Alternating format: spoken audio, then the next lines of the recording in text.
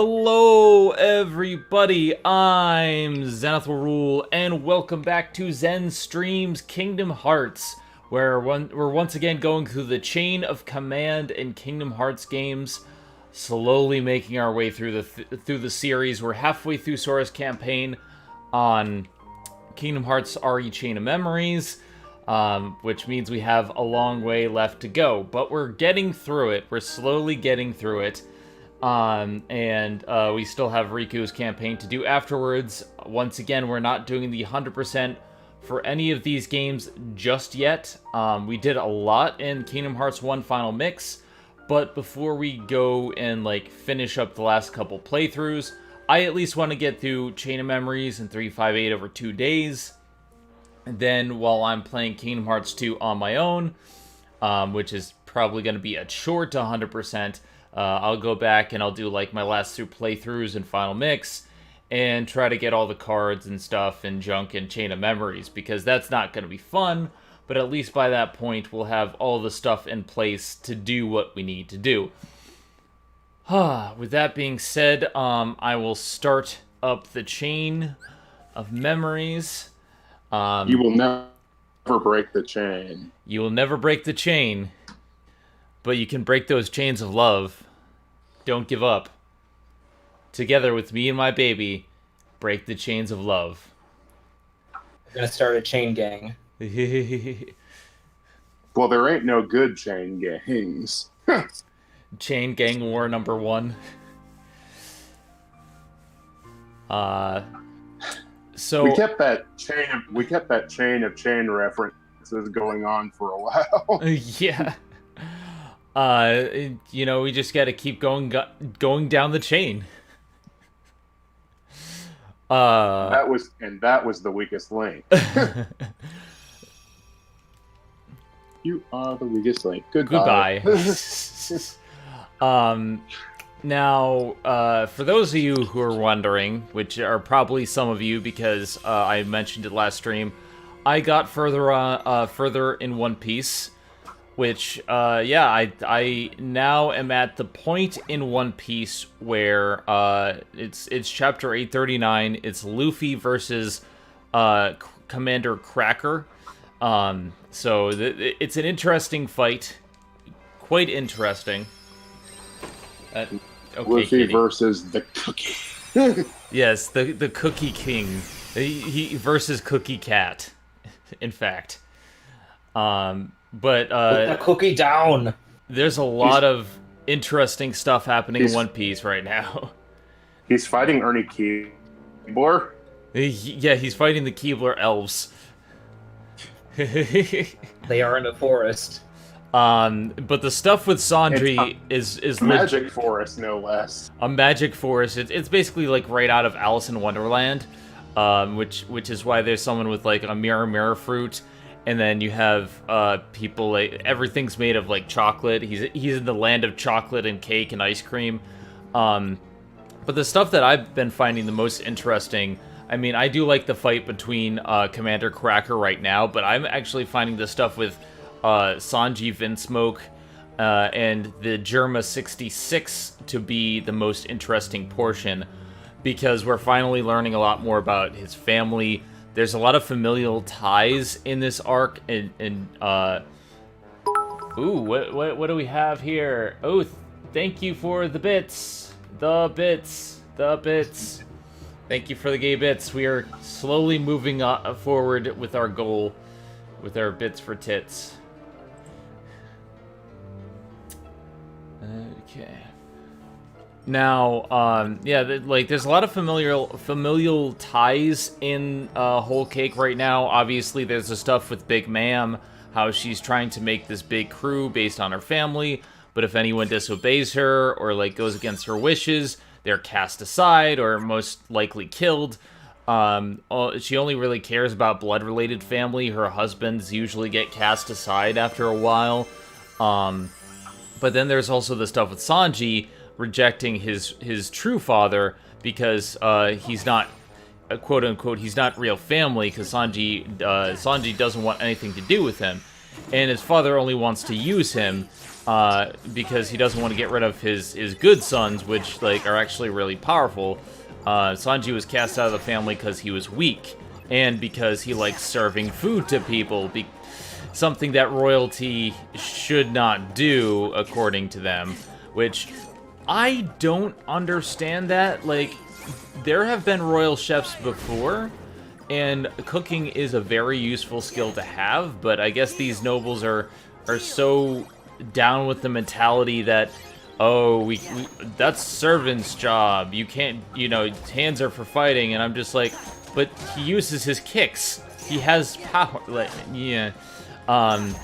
So there's a lot of, like, familial stuff. Sanji versus his father was a pretty interesting fight, and it shows that Sanji, as strong as he is, like, there are people stronger, and then we're seeing that even with Luffy, like, some of the commanders of Big Mam's army are really ridiculously strong, to the point that I'm just like, Luffy either needs an upgrade or he needs something to really give him the edge, because right now, while he has Gear 4, he's only using it, like, he's using it at the very beginning, not on the commander.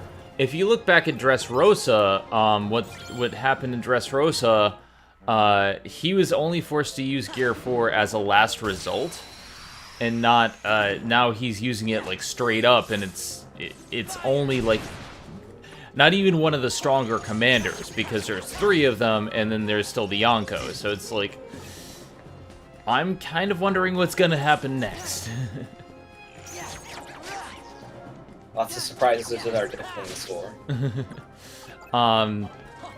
But yeah, like, the One Piece constantly knows how to surprise you, but it also knows how to keep the escalation going, because I wasn't sure how they were going to make an arc as big as Dressrosa, and I don't think Whole Cake is going to be as big, since it's more an infiltration mission in any capacity. But what they're doing is they're really showing the power of the Yonko. They're showing exactly why these people are the 4 Emperors of the Seas. Like, the Supernova, they said, have already infiltrated Big Mom's territory, and they didn't get very far. Now, we've seen Eustace Kid try to get into Kaido's territory and fail, but now they're saying that he and Urouge and Apu all entered the territory and failed. We don't know what happened to any of them, which is something that I'm kind of curious about. You don't know what happened, but Yeah. I'm not going to say anything, but I will tell you that I know in advance that it's not going to be as long as Dressrosa was, but that doesn't mean that it's going to be any less epic in scale. I mean, the thing I'm thinking of, because they keep showcasing this as this is going to be an infiltration mission. This isn't going to be a country toppling mission. Which, yeah, the scale is definitely going to be epic, but it's not good. I don't think they're going to defeat Big Mam. Like, the way They aren't. Yeah. The way they're building this arc is more a showcase of Big Mam's power before Wano. And then, I mean, obviously, he's going to have to take down Kaido, which is someone on the strength of Big Mam. And if Luffy can't compete with Big Mam, then, we're seeing firsthand exactly what it means to be an emperor. You have... I'm kind of curious, why do you call her Big Mam? I think most people just call her Big Mom. That's what they referred to her a while back, like Big Mam. I think that was the scanlation at the time. But then again, I'm not entirely sure. That's the way that a lot of people refer to her, as far as I know. At least it wasn't Big Mama. Luffy gets there and it's just Martin Wall. That suit. Welcome to Big Mama's house. Welcome to Big Mama's Cake House. It is time. I will say, Your ideas are you just intriguing got to me, into the and I fight wish with to subscribe to Cracker. your newsletter. And while I do like that fight, Oh, thank it's you the fight with one of her. Thank you for the follow, Ozzy Arcane. Welcome to the stream. Anyway, go on. I will say I like that fight It's the fight that Luffy gets later on with one of her other sons that really makes things more interesting. Yeah, right now the stuff that's happening, it's Luffy versus Cracker. It's Nami. Well, she was fighting the mirror person, but then she took her kind of incapacitated Brûlée for a little bit, and then she has her own thing going on with the Vivre card from Thriller Bark. You remember Lola from back in Thriller Bark? She's here. Lola is a thing, and so like she's important now, and we finally meet Lola's father and sister and see the importance of the Vivre card, because it turns out that Big Mom is Lola's mother. So yeah, like there's some really interesting ties here, and then there's the build up to Sanji's wedding. So right now, the only fight that we're currently getting is Luffy versus Cracker. I'm intrigued about what's going to happen, and I see the strength of Big Mom's force. I don't think they're going to take him all down. Especially not because... Zen, you're kind of getting cut out a little bit. Yeah. On your internet. Is the internet wonky again? Because I know I dropped a couple frames for a second there. Yeah. Oh boy. Mm-hmm. Do I have to reset the internet again? It's even affecting the Discord this time. Oh boy. Let me reset the stream. Let me reset the internet. It's ridiculous.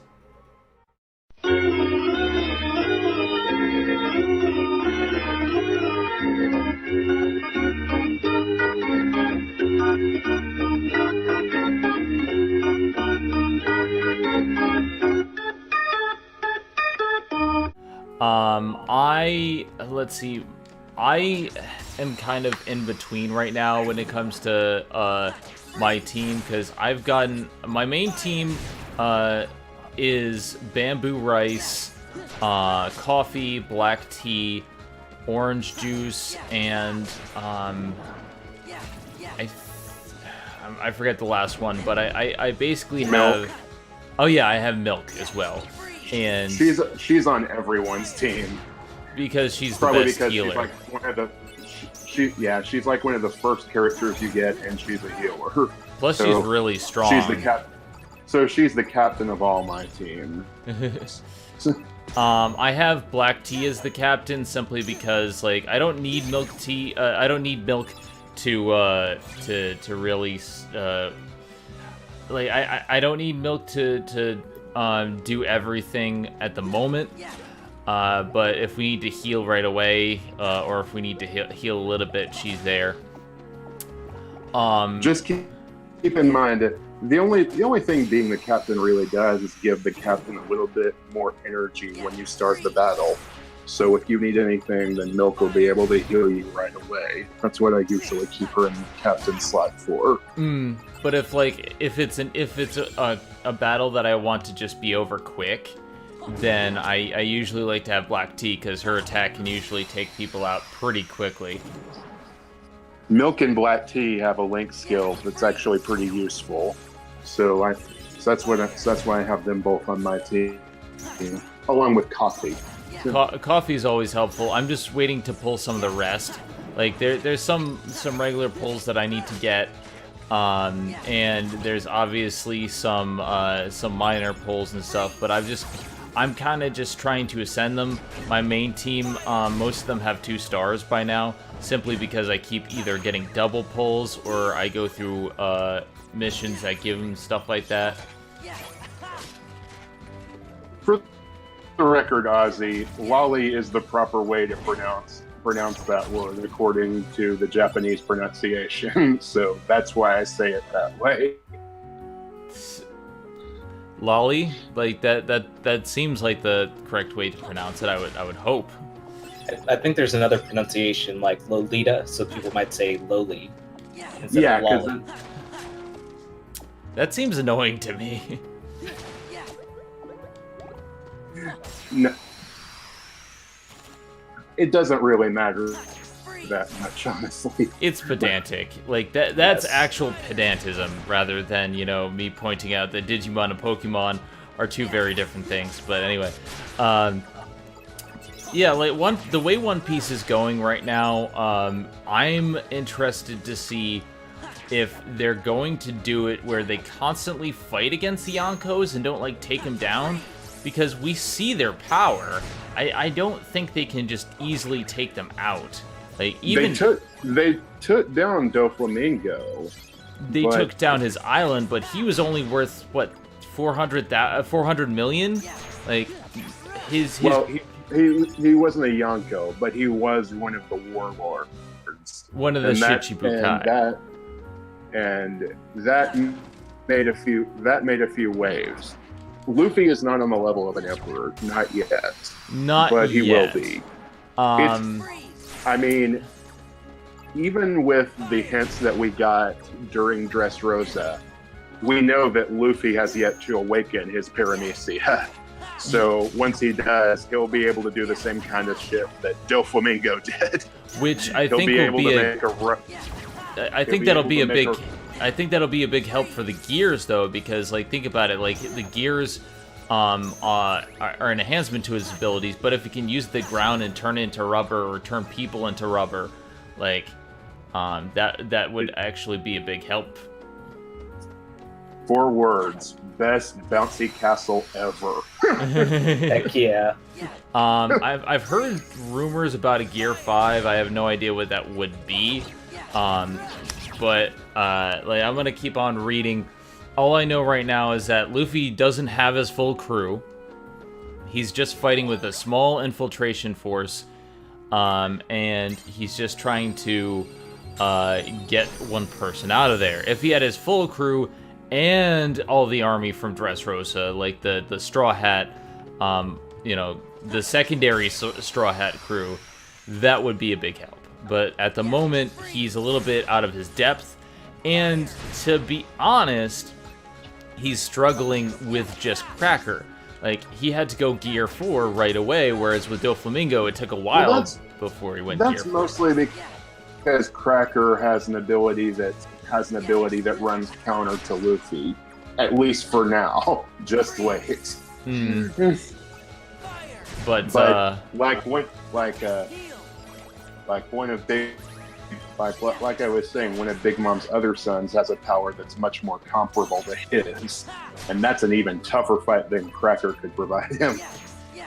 Yeah, like, there's a lot of stuff going on right now, and everyone has a bad matchup at the moment. Sanji versus his family is a bad matchup, simply because they know. I was going to say earlier, the only reason Sanji lost that fight against Judge was because Judge cheated. Sanji wasn't willing to harm other innocent people, and Judge was. Judge was ready to kill somebody. It's like, and Judge doesn't value his soldiers' lives, except for maybe those of his children, because, well, for reasons you'll see later, he doesn't even consider them human. Like, I'm waiting for Luffy to go all out on Judge, like, because that's, like, the exact opposite of the way Luffy operates. Luffy values every single person's life, even his enemies. And then we have this person who kills casually. Judge reminds me a lot of Endeavor, though. He definitely feels like an Endeavor parallel, kind of.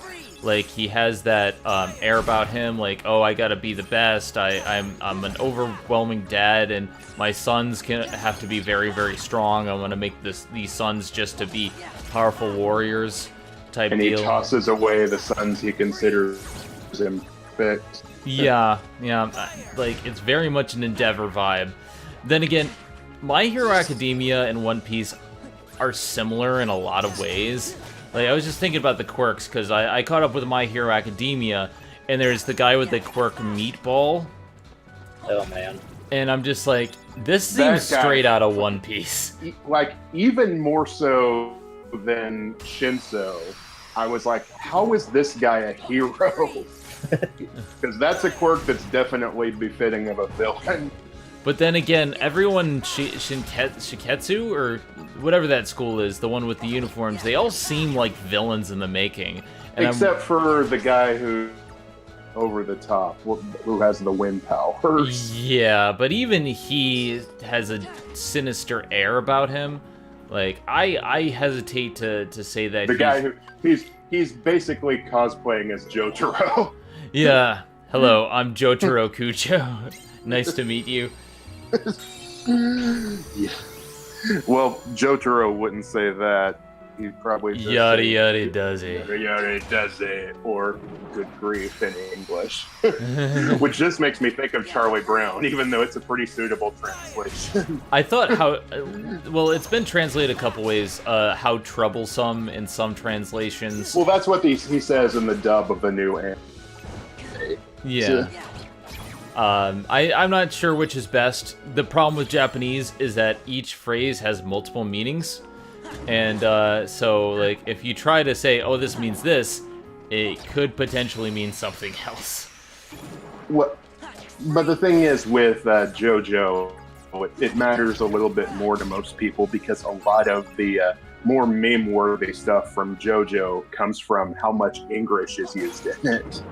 Oh, like, shit! When characters speak in English and it's not quite there. Like, I think probably one of my favorite English lines is when Darby tells Joseph to go ahead, Mr. Joestar.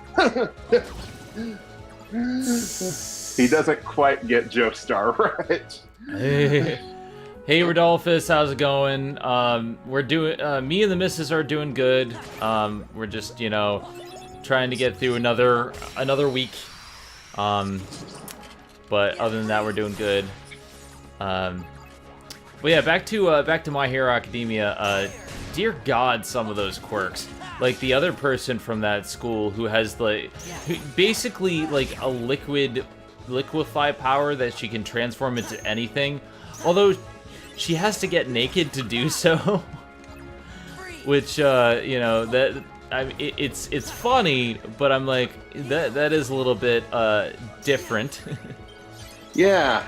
Yeah, her power is like kind of like Mystique, where she can just transform into anybody. Yeah, she can. She might even transform into somebody you've seen before. Mm-hmm. Well, anyway. But I do like when series make good use of powers that don't seem like they would be useful. Getting back to JoJo in Part 5, one of the characters that has probably the most versatile ability is just the power to create zippers. But the way he does things with it is he makes so much more use of it. A character who has like a stand that makes him radioactive or something like that is less versatile than a guy who can make zippers. Think about that for a second. You haven't seen my true power. This isn't even my final form yet. I have to unzip my pants, and then you will see the true form. Yeah, zippers are dangerous. You gotta be careful when you zip those up. They can get caught. Truly a villainous power. I just like when people use powers in a very interesting way. For example, there are powers in One Piece that, normally on their own would not be fine, but then, like, they can counteract somebody later on in the series. Like, Mr. 3 has a good power, but he's bested by some of the others. But then he's capable of fending off Magellan simply because his type of powers are stronger for that particular reason. There are certain balancing acts done, and I like that it's not just oh, my power level is over 9,000. It's a more rock paper scissors approach.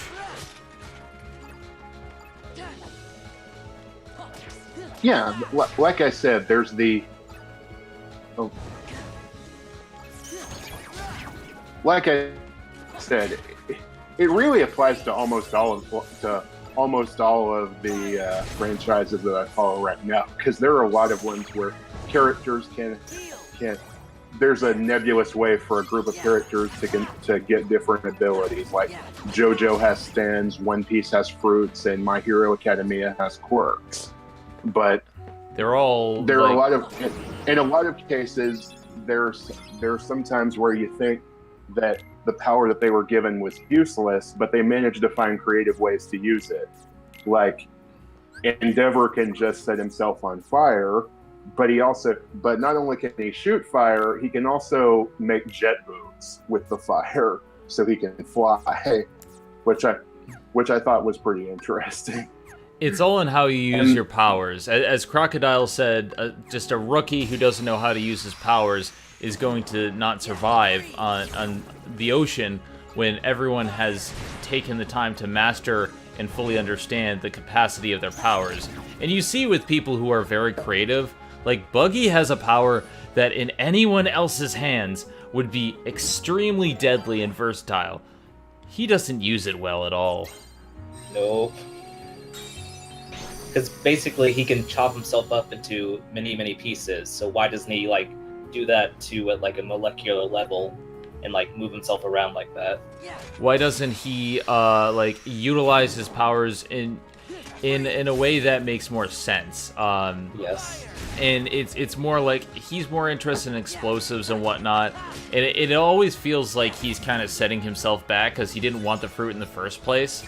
But then you have someone like Luffy who has a very simple power. He turns his body into rubber. That's as basic as you can get. But somehow he manages to turn that with like gears and other various different ideas, and he turns that into something that is worth more than half of these powers combined. Granted, if you look at the first half of the Grand Line, like some of the powers were more than capable of taking him out until he learned hockey. But even still, like he was like Crocodile, he just used water and found a weakness to get around that. And then blood after that. And blood. That's why we're not. That's why I'm glad that I'm talking. I've actually decided to talk about the 4Kids version of One Piece because they excuse it by saying he used sweat. Yeah, so he used his sweat. You would think he was sweating earlier in the battle, and that would work. But if that's the case, Luffy must really sweat a lot. Yeah, he sweats as bad as in Mortal Kombat. The 4Kids edits are so very bad. I love how at one point I was watching a guy do a video on this for a long time ago, back when it was still relevant.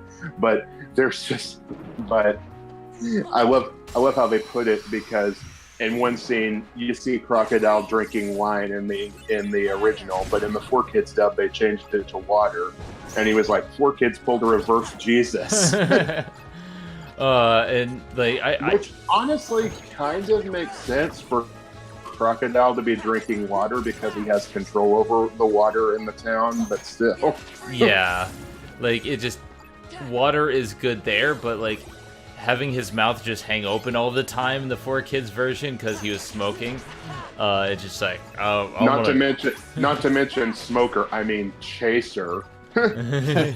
Or Trace Heat Fist. Yeah. So apparently, 4Kids thought that Ace was the name of an alcoholic drink, and that's why they changed it. But they had no problem with Captain Morgan, the one that everyone knows. I mean, come on. But yeah, like there are some really weird edits, and that's why like a lot of like I make the joke in the episode, like, boy, are they gonna be surprised when it's been censored to apple juice. It's like, hey, yeah, this is a thing. Yeah.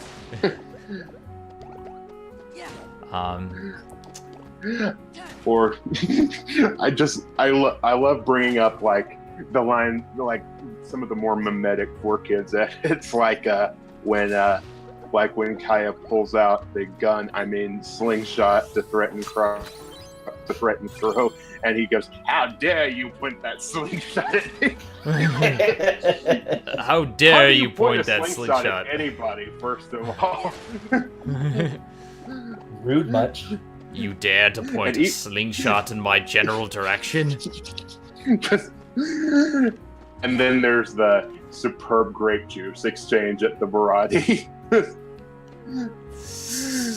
Lieutenant Iron Fist full body, and talking about his superb grape juice that he got from a glass bottle that he talks about being from a vineyard, being a certain vintage. You're not fooling anyone. 4 kids. Just come on. Like, you could have at least changed the line if you're gonna be that lazy, but no. They lightly changed the color of the wine, but other than that, nothing. Still, to me, the most infuriating edit was the hammer gun, which I'm gonna have to talk about next episode, because, like, that doesn't even make sense in context. It's like one of those boxing glove cannons you see in old cartoons where Wile E. Coyote would pull the lever and the boxing glove would go flying, usually back into him. Like, I don't like Helmeppo that much to begin with, but this is just robbing him of any dignity that he had whatsoever. He gets better once he joins the Marines, but still. Yeah, once he actually does join the Marines, that's when things really start to change for him. But then again, that's the end of this arc. I don't really like him at all in the Morgan arc, but then again, that's to be expected because he's kind of a whiny little bitch.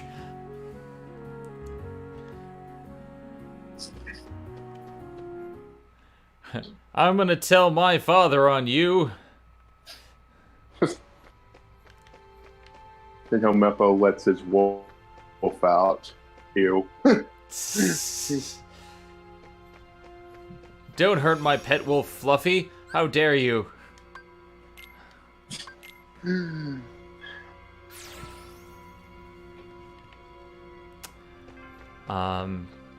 Yeah, in the first arc he's in, he's basically Draco Malfoy without the character development. Yeah, when we actually get him, like, later down the line, like, I think it's around episode 400 or so when Endy's lobby comes to an end, then he has a lot more dignity, and that's when, like, I can see him, but he proves much more in the Paramount War arc, just how much he's changed, because he and Kobe are, like, brothers at this point. Just wait until you see how badass Kobe is even further on. I mean, you thought he was during the arc where he came back, but the Marines have done very good things for Kobe. I'm trying to remember what Marine rank he was last I saw him, because it's been a while, and he keeps going through the ranks pretty quickly. How many of the Marines learned the fighting style the mini-boss squad knew? I imagine not many. I don't think many people have the strength or just the ability to learn, like Shoru and all those various techniques. The 6 powers. The 6 powers and that they learned, but they spent their entire lives simply dedicated to training and getting stronger. They didn't do anything else. So I imagine that it's not something that any average person can learn. Alright, Rodolphus, later. Yeah.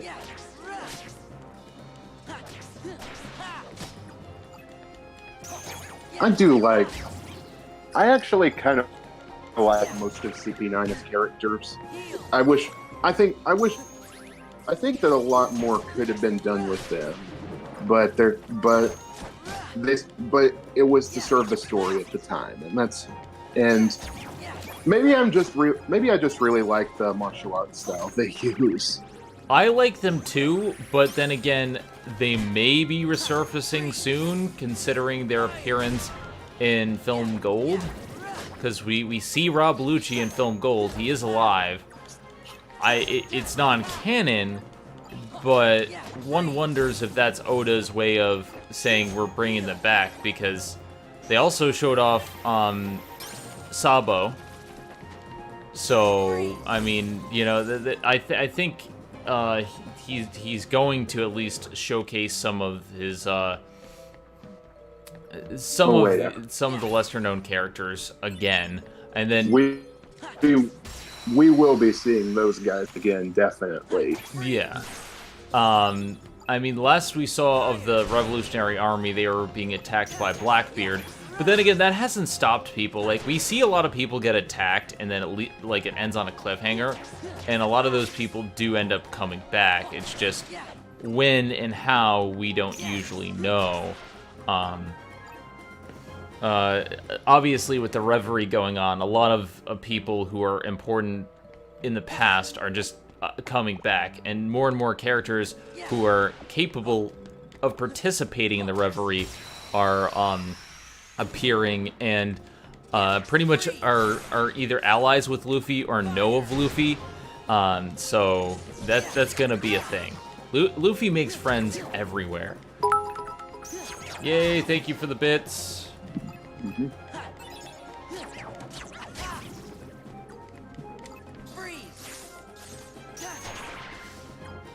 Getting back to what we were saying before, though, I mean, we were talking about Luffy before and how he makes good use of his ability. Yeah. But one of his toughest opponents so far had control over string. Like you wouldn't think that would be an ability that would make you so powerful, but then you realize that there are other things that string can do, like when you combine it, the strings make a net, and you can use it to pull your attack back and make it stronger, like he used that Athleto for the kick, and he can use it as a shield. He can manipulate people, which is one of the first things we saw, because puppet strings. And there's a lot of stuff that he can do, but the bird cage was the big thing that got me, because like it showed he didn't care about anyone's life. He could decimate an entire town with that, and there's not much people could do. Doflamingo, as on his backstory, was pretty much born evil. So yeah. He's someone who had everything pretty much handed to him. He had every opportunity of being a good person, and he decided, no, I like the rich life. I want to get back to that.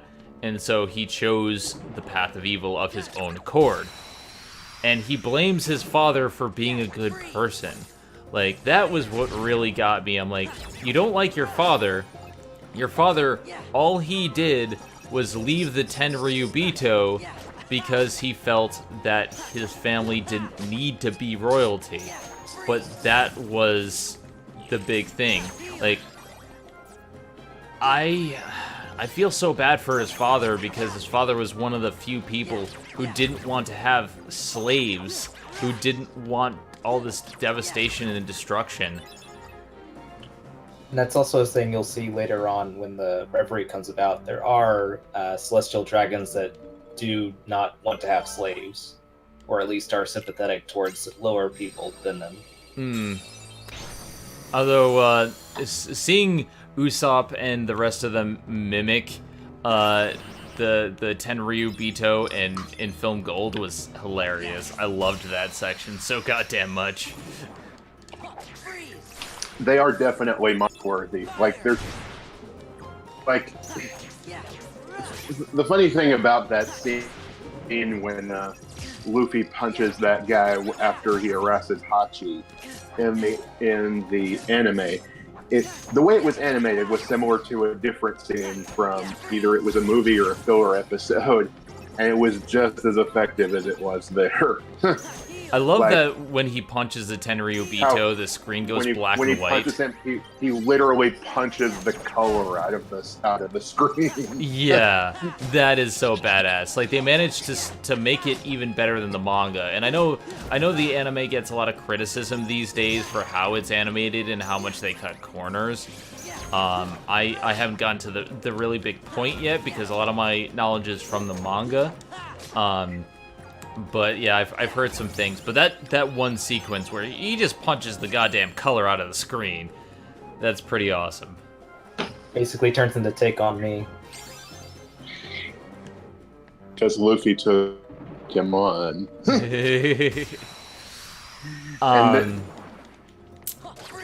Yeah, I will say that the anime has downgraded in some areas in recent years, but I'm a little less critical of it than some people would be because, well, to be honest, One Piece is one of the few long-running anime that's gotten the shot that it did. Because anime just isn't made that way anymore. Even if it's for a long-running manga, then it's going to be adapted one season at a time. We're not going to sign a contract that we will adapt the entirety of your manga into an anime. Yeah. One Piece and Bleach got that shot. And the only reason that One Piece still has this because it's still popular and because they had that contract before. Bleach lost it, Naruto finished, and Naruto Shippuden finished, and then it has Boruto. But it's popular and it still remains interesting from what I'm understanding. One Piece has somehow managed to stay fresh by doing completely new things with every story arc, but still remaining very much the same type of manga that it always was. And that's a very hard thing to pull off because there's certainly times like Bleach stopped being what I considered like stylish. It stopped having a lot of meaning because either the fights went on too long or like they didn't have this big character development, and somehow One Piece is able to pull that off. My Hero Academia is the only thing in recent memory that I can say does the same thing. See, I had the opposite problem with newer Bleach because as it went on, it kept getting more dedicated to talking instead of fighting. And when they did fight, it was usually a single stroke battle. I wished that they put more development into their characters. And the final arc was just terrible. The one that didn't get animated. I haven't read it myself. I've heard mixed reactions. Isaac likes it, but then again, there are a couple of things about it that I did like when Kenpachi cut down a fucking meteor. That was pretty cool. But One Piece did it first. And Rukia getting a Bankai, that was awesome. Well, yeah. And then, in fact, almost all of the Bankai reveals are great. I really liked Urahara, but actually compared to his Shikai when he cut the meteor down, Kenpachi's Bankai was kind of underwhelming. To be honest, one of the worst Bankais I found is the Fox guy's Bankai. Komomura. Yeah, Komomura is I think he's just a weak character in general. His whole thing is, I'm gonna punch it. I'm just gonna punch it. Like that's his solution to everything. His big power up during the final arc was when he basically put his heart in a box somewhere, and when that happened, he was allowed to go more all out with his Bankai, and the Bankai just summons a giant version of himself, basically.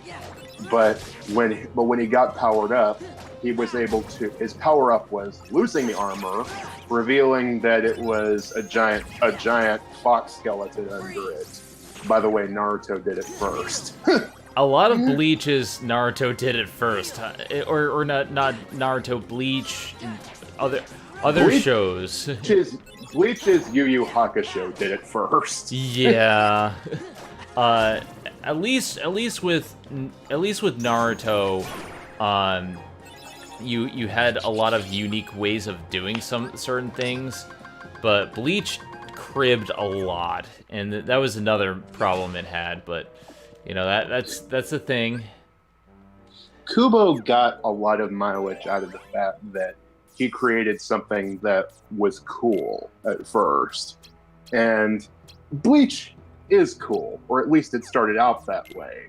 It has a Style. It has the music in the anime was still fantastic. Oh yeah. Kubo has definitely said that he takes a lot of influence from music, especially. I remember way back when Shonen Jump was talking about, was doing a profile on Bleach back when it was really popular, and Kubo was talking about how all of the characters had theme songs, and he named these songs from these really obscure American indie bands that I'm sure no one in America had even heard of. Like Chad's was by this group called the Helicopters, HELL. But and I'm like, I haven't even heard of that band, much less heard that song. It's like how do people like Kubo and Araki get such great access to American music to be able to pull out these references out? Because Japan doesn't get everything that America gets. I mean, America gets a lot of Japanese imports, but around the world, it's not so easy. Like I heard the saying that Japan gets something cool, America gets it a month later. Europe is lucky to get it at all. Australia is lucky if they remember they exist. Yeah, Australia unfortunately gets the shaft a lot. It doesn't help that they have like a lot of restrictions over there in Australia for some reason. Like their censorship in Australia is really bad. We happy few. Yeah, we happy few is something, but like they don't let a lot of games through, and they don't let a lot of things slip past the censor. Unfortunately, They did reclassify We Happy Few to an M rating, so Enigma will be able to review it these days. I'm not sure if I would play the game, but then again, I have so many games to play at the moment that I need to get through. Too many games. Too many games. Too many games. Too many games will spoil your mind. Okay. But yeah, what else can I add to the debate that's already been said? Like, we grew up in a very different time for anime, to be fair. Like, we grew up in a time where anime was, like, very much handed out to us. Like, it wasn't easy to obtain it, but, like, we got some really good series just presented to us that were continuously ongoing anime. I still miss Zatch Bell. I still miss some of these old school series. I really wish we would get more of long-running series like that, but then again, you know, that's just how it works. Not how anime producers do it anymore. Because even One Punch Man, its second season isn't coming until 2019. Attack and that on was just Titan announced too. Recently. Like, Attack on Titan's a big one. It was so super popular. It was so popular that everyone wanted the next season. They waited years to do it. Well, now they've gotten season 2 and 3, so I think they'd be a bit more happy. Yeah, we finally got And apparently, into better seasons. According to some sources I've seen, the Attack on Titan anime actually abridges a lot of the slower arcs in the manga, especially recently. So you're going to get more content, basically, even if you're going to get the same story. So, I mean, that's a good thing. That's actually a very good thing that we're getting a lot more out of it. I find it funny that it's taking, like, something so popular is taken so long just to get made when it was demanded. Like, people demanded that they get it. Granted, I don't like the entitlement of that sort of sentiment, like, we have to have this. Yeah, I was about to say. But I do think that companies should take note of that sort of thing. Like, you know, not the demanding, obviously, but, like, there's a certain... Take note that there is a demographic for this show. Yes. And what you're saying is people, because they like something, they feel entitled to have more of it. But the thing that companies should keep in mind is not that, but the fact that there's a huge audience that would buy their product. Yes. Because, for example, I can, even though it pains me to admit it, I can kind of see why. I can kind of see why some Ace Attorney games didn't get localized.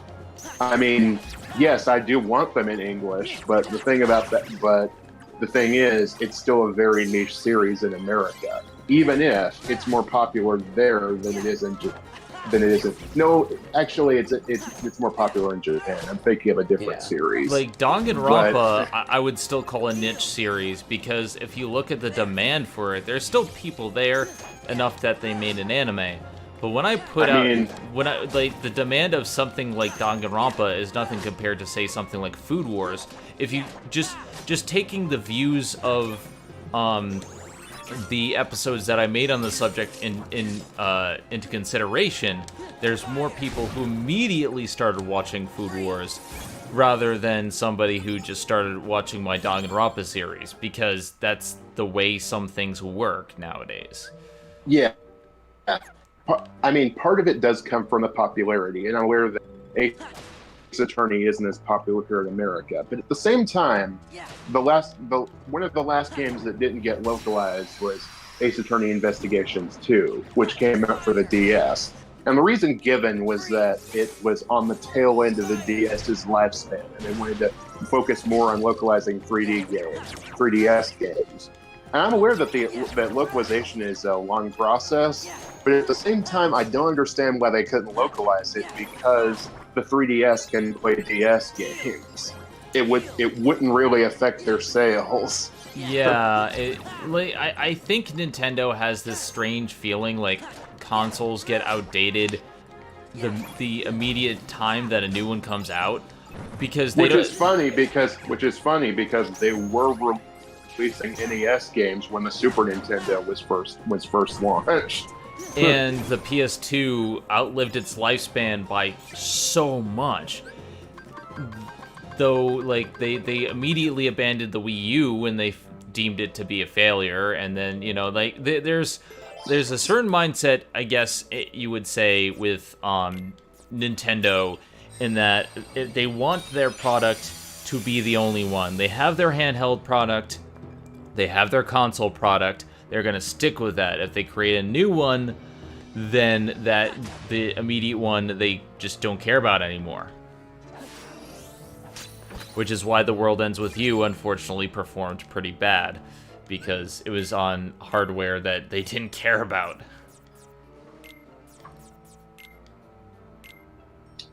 Oh, well, hey Ari! That's why I'm definitely going to support the remake that's coming out on Switch. I need to get me a Switch. I mean, I was going to say, apparently it was popular enough to get a final remake, but I guess that's the power of Square in action, because they had so many goddamn remixes of Kingdom Hearts out there. I like the games, but, I mean, do we really need, 75 different versions of them? We need them on every single console, because we need to make a profit. Like, the biggest problem that Kingdom Hearts had for the longest time was that the games were on different systems.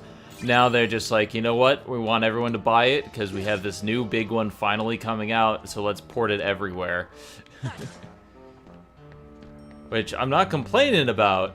I just wish they had done this in the first place. I am looking forward to Final Remix, though. When I actually do get a Switch, because there's going to be at least a little bit more in terms of story. Which, if this is the final remix, then the final countdown. But if this is truly the final version of The World Ends With You, then maybe it'll answer at least some of the questions that were left hanging at the end of the first game. I want to know who that girl is. I want to know a few things. Obviously, I need to actually finish the goddamn game. It's not always easy with the way they have it set up, unfortunately, because I beat the game itself, but then you have the additional stuff, the additional challenges, and some of the challenges are really hard, and it takes forever to grind for the Scarletite that you need, because I unfortunately wasted it. So I might just start a new game and like not waste my Scarletite.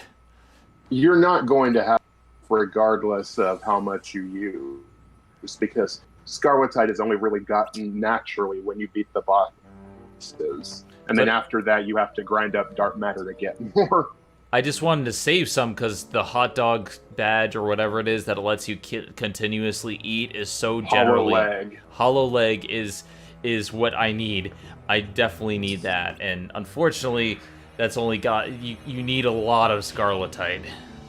Yeah, and Neku, the one thing that I've admitted this in my review, but the one thing I've never gotten to work is that katana accessory that increases your attack. It increases your attack by a ton, but your character basically has to have maxed out bravery to use it. So it'd just be Neku popping a bunch of Brave Plus pills.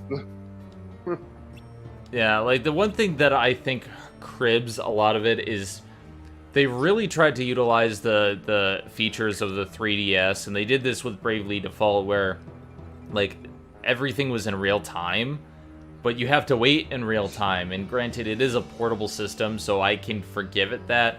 But when you're trying to level up, like get more food and stuff, waiting a day just to grind is a lot to ask. That's why I could never get into it. I mean, I know I play a couple of mobile games that do require waiting for you to get energy again. Mm-hmm. But at the same time, those are more distractions than anything else. If I want to take out my DS and play a game, then I'm going to play for it. I want to play for as long as I want. The thing that I like about Food Fantasy, to be honest, unlike a few games that I've played before, is that your energy replenishes so fast, and there's very easy ways to get your energy back. The only time that I had to set it down a couple of times was to either charge my phone, or there's also when you go out on delivery if you don't have a second squad.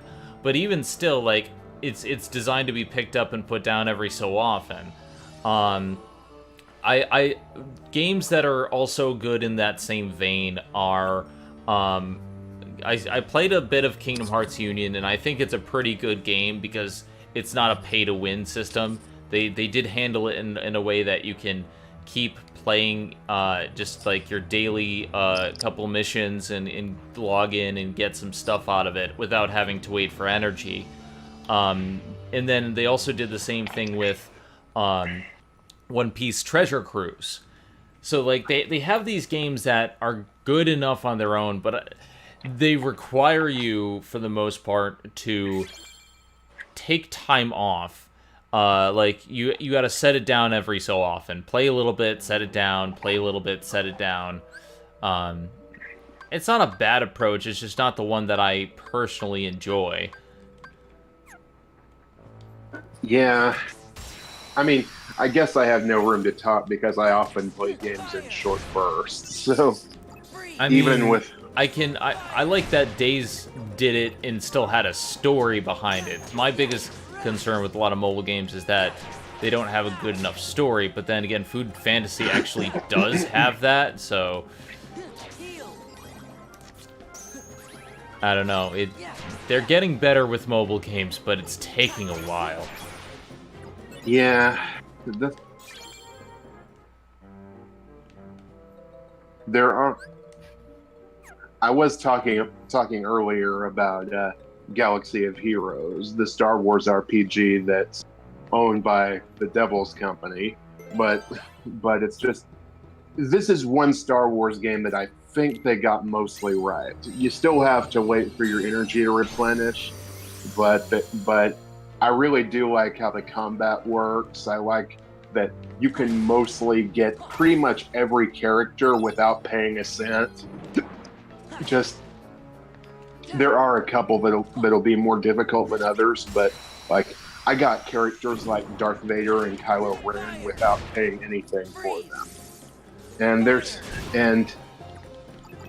And even coming from me, who likes all of the characters I get to be at the same level as possible, which is pretty hard when you get the more characters you get, especially in mobile games. Yeah, and there are so many different ways you can upgrade your characters in Galaxy of Heroes. Like they have one for the overall character tier, which is when you collect shards of the character to make them stronger, much like in Food Fantasy.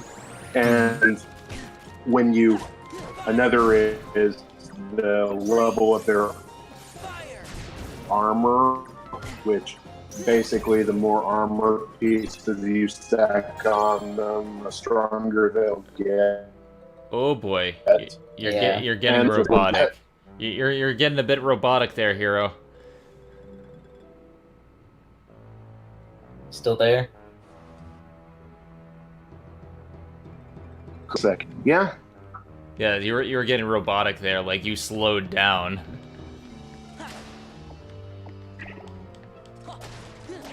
Yeah, looks like it's still happening. Oh boy, because I know it's not on my end this time. Oh, there. Yeah, there he goes. So anyways, on mobile games, I basically stay away from gacha games entirely. So every time you guys talk about Food Fantasy, I just think you guys are just talking about breakfast, like, the whole time. I mean, it pretty much is. Like, I'll mix my milk and my tea and have some coffee with that. Coffee milk.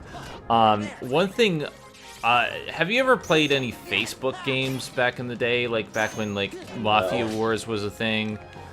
Definitely not. I know on the forums back on Death Brigade, they used to do that bunch, like Mafia Wars. I used to play Mafia Wars a lot, and then after a while, I'm just like, I realized I was never gonna get everything. Mm-hmm. And yes, you are the bottom bit again, Ari. We need more bits. Send your bits for my tits. But I used to play a lot of Mafia Wars. I used to play a lot of the Farmville game or whatever it was called. Yeah. But it's just like after a while, there's no way to get everything done and be the top, and it really got to the point where I was just like, why am I doing this? I don't get that from Food Fantasy, because like some of these games don't have a good enough story on their own. It's more just an excuse to play a game. Mm-hmm. Ari, you can always use the ads if you want. You could always use the ads. I'll get a ton of bits when I beat Doki Literature Club. Just build up your bits, you know, get your bits to the point where they're ready. Thank you for the bits. There's one. Yay. But yeah, like the difference I see with something like Food Fantasy and something like, say, Mafia Wars, there is a story, and there's different aspects to the gameplay. It's not just the same thing, wait a few hours for your energy to replenish. It's like, you can do so much, and it all really matters. Right. Am I better now? Yes, we can hear you good now. We can hear you good now. 155 bits now, Ari. Make sure to save your bits, gather them together, gather all your bits, and then when we have like quite a lot, I'll beat a game, and then we can go from there. When you're here and we're streaming Doki Doki together, then we'll have quite a bit more to go off of. I think. The chat will be full of flags. It'll be Bit City. So many flags. But yeah, we were just talking about Facebook games and how mobile games like operate. And that same mentality of daily challenges and trying to get like a high score and to compete against other players. I like when mobile games aren't just about high scores and it not just about like, oh, you have to wait a little bit and then you can do this and get these exclusive things. I prefer when there's substance to it, and so far, of the mobile games I've played, Kingdom Hearts Union or Unchained, whatever they keep calling it. Kingdom Hearts Unchained Melody. And then One Piece Grand Adventure and Food Fantasy. Those are the few that I've stuck onto simply because they do have that substance. I don't play them very often, but they're good enough. And besides, I'm probably going to have to talk about them on my show at some point, because One Piece, obviously, it details the entire history of One Piece there. So, like, I do need to cover that game at some point. And as for Kingdom Hearts, well, Union is important to the story, so...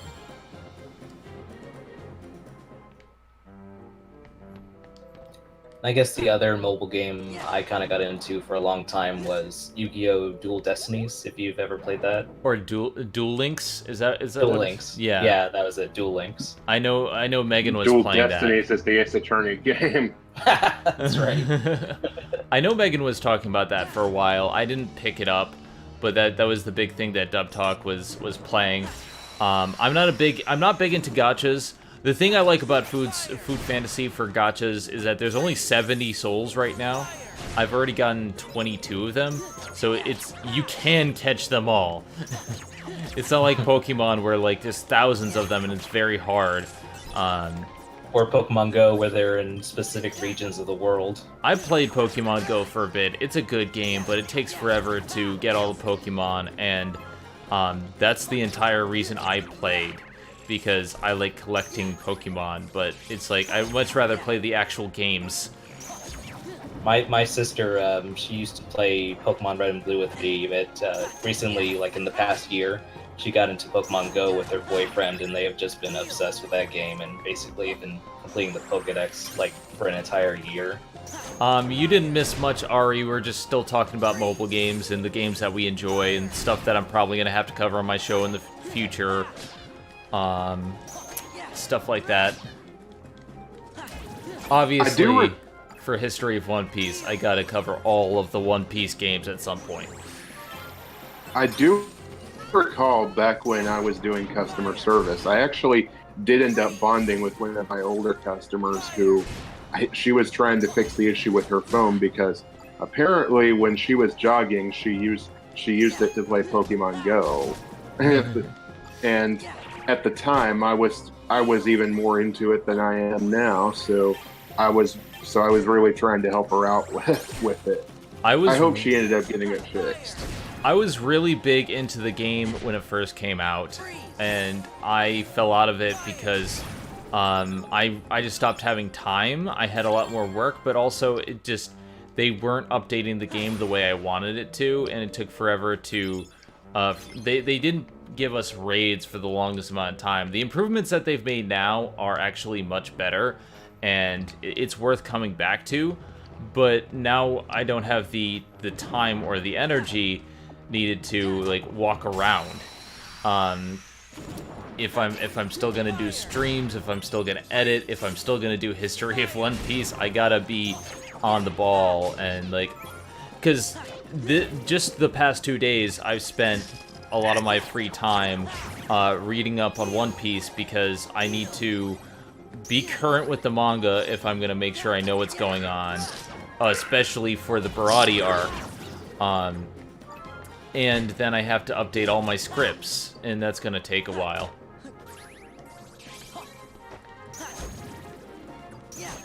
Especially the Captain Morgan script, because that was that arc was a mess.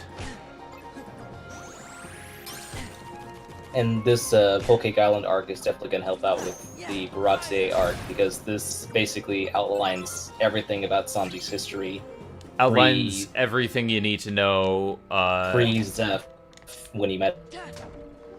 The history of Sanji Peace. There was literally a year of Sanji when that arc came out. Like, at this point, I think most of the crew members' histories have been laid out for us. So, like, this definitely is going to help out come when I get to that point. The other thing is, like, there's a lot of things that I was speculating at that particular point in time 6 years ago. Now I actually have context, so I can, you know, I don't have to speculate.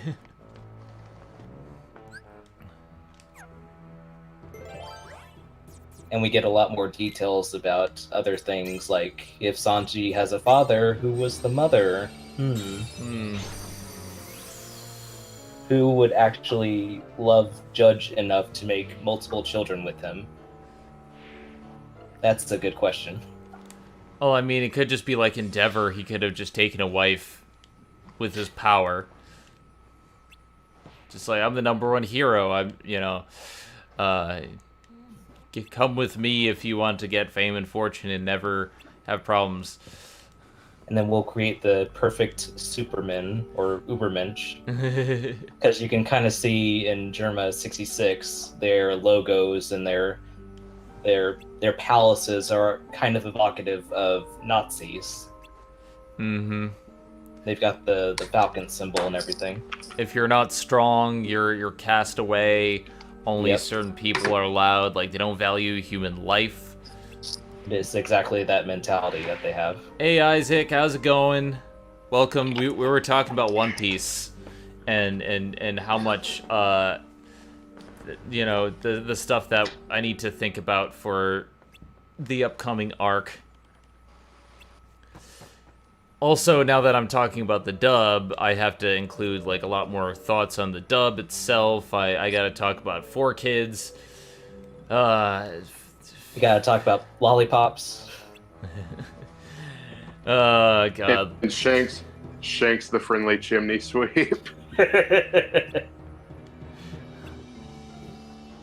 Take me blooming at. Step in time. Whole Cake has a lot to take in. Right now, just the biscuit fight, like, there's so much happening at once. Ever since Dressrosa happened, we've just it's been one piece of information after another.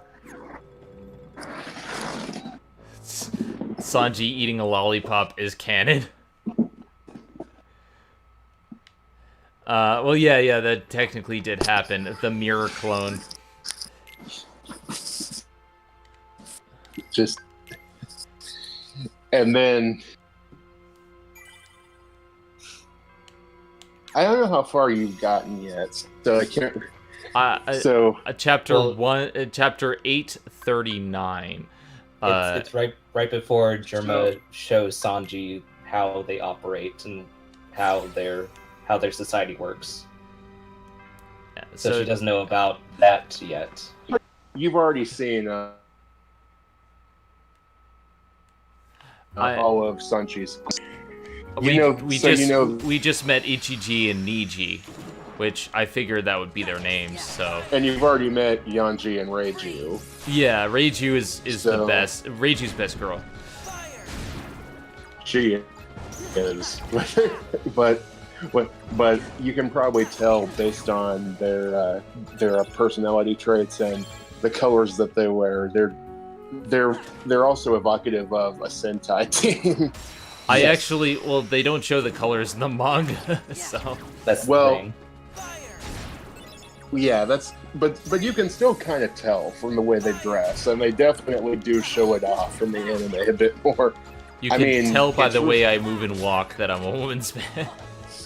They've got slightly matching outfits. They've got capes.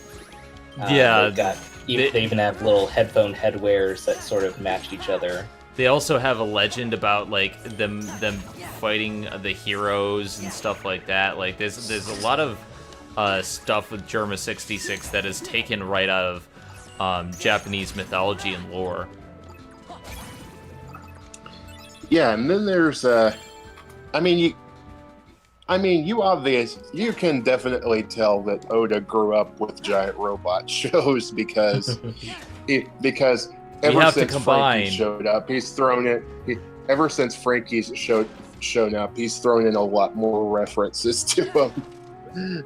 Not just with the Big Emperor, but with the Frankie Shogun, and now you have the Guruma 66, who are basically just evil Power Rangers for the moment. We are the Psycho Rangers. He wanted to make a robot manga once One Piece ended. Well, I don't think One Piece is gonna end. Even if he said he was like 2/3 of the way through. He said that he was halfway at Sky Island. Remember? I keep bringing this up because Sky Island used to be the halfway point, and now the halfway point was the Red Line. But they also had Fishman Island arc that took a part of that, and then they went to the New World. So that was like the halfway point, but that lasted for like 5 years. I mean, I'm more inclined to believe him now because, Oda's not getting any younger. I mean, he's in his 50s now, so. But he could pull a Boruto. He's what would it be like the adventure of Sabo's son who wants to become the Pirate King?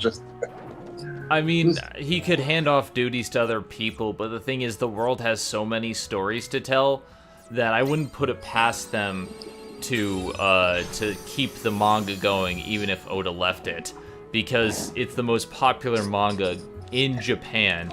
The movies sell out every single time there's a showing. It is generating so much money, and there's a statue of Luffy in general public that people can see. It's an icon, even in a culture that they don't really respect anime the way we think they would, because they think it's an otaku passion, but they respect One Piece. You respect something that makes that much money. Yeah. There is the stuff with the road poneglyphs after, but the thing is, not only are there the poneglyphs, but they gotta take down all the Yonko. Even if they're not gonna take them down, they still gotta defeat them if they become Pirate King. They still have Blackbeard. They still have to showcase the Mihawk versus Zoro battle. They have to showcase Shanks versus Luffy, because I'm pretty sure that's going to be a thing. There's quite a few things that they need to showcase, and they haven't gotten to yet. And even after all that, they got to go see Laboon.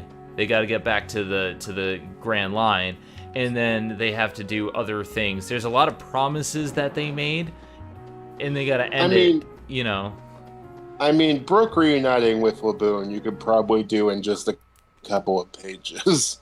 It could even be part of an epilogue if the series ended, or maybe one of the chapter covers.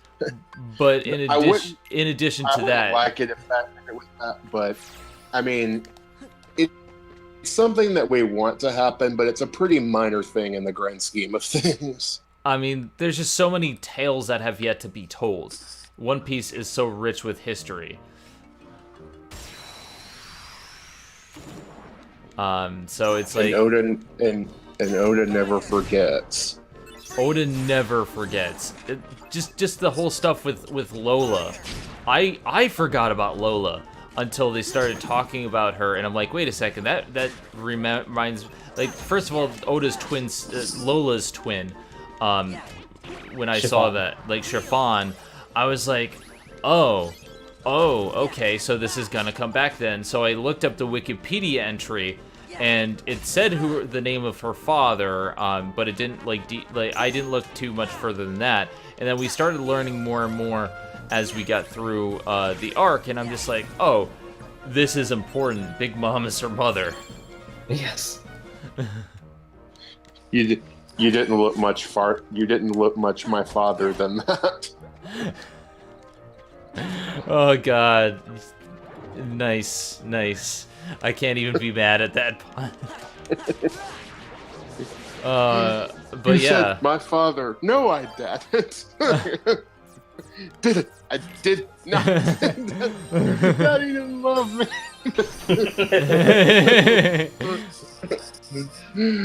Oh god. Yeah, there's a lot of stuff happening right now that was hinted at or brought up earlier and that we didn't think anything of. Honestly, I thought Thriller Bark would be standalone, but here we are. There's some arcs that everyone was complaining about being standalone, and in Sky Island it came back in a big way. So one of the best Yes. things I can think of that Oda never forgot was the gag of Sanji's face on this wanted poster. yes, The fact that was not his face, and the fact that his family didn't even see that wanted poster until they changed it. And then when they did change it, it actually said "Only Alive" on his poster when it got changed to his actual face. and they actually looked into Duval. So it's like there's a lot of continuity that Oda takes into place. There's some times where I feel like his gags go a little beyond what they should, but at the same time, he does such good things with the lore that I don't usually complain, because then we get stuff like this where the gag it leads to something important. Totally. Now, one gag that has to pay off. When is Brooke gonna see some panties? I love how we when Nami know he already did once he discovered the use of his soul form. You just know he did. My favorite bit was when Anami changes outfits into the chocolate clothes. Brooke is right underneath her. or when they run out of food, he's just like, "Can I see your panties now?" She's like, "I don't have the energy to berate you right now." I mean, we know when he was Soul King, there were people throwing their panties at him on stage. Yeah. He must have missed that life. What's up, And Buck Dud? We're playing some Kingdom Hearts and we're talking about One Piece. You know, like you do. Because in Chain of Memories, there's nothing to talk about. There really is, and we've exhausted all the topics in Chain of Memories that we could possibly for a while. And I'm really just kind of just trying For a while. Shut up. For the most part, we're just, I'm grinding right now to get, like, some extra skills and whatnot. I can't get everything because I haven't played the 358 over 2 days, and that unlocks stuff in this game. But yeah, I'm doing the best I can.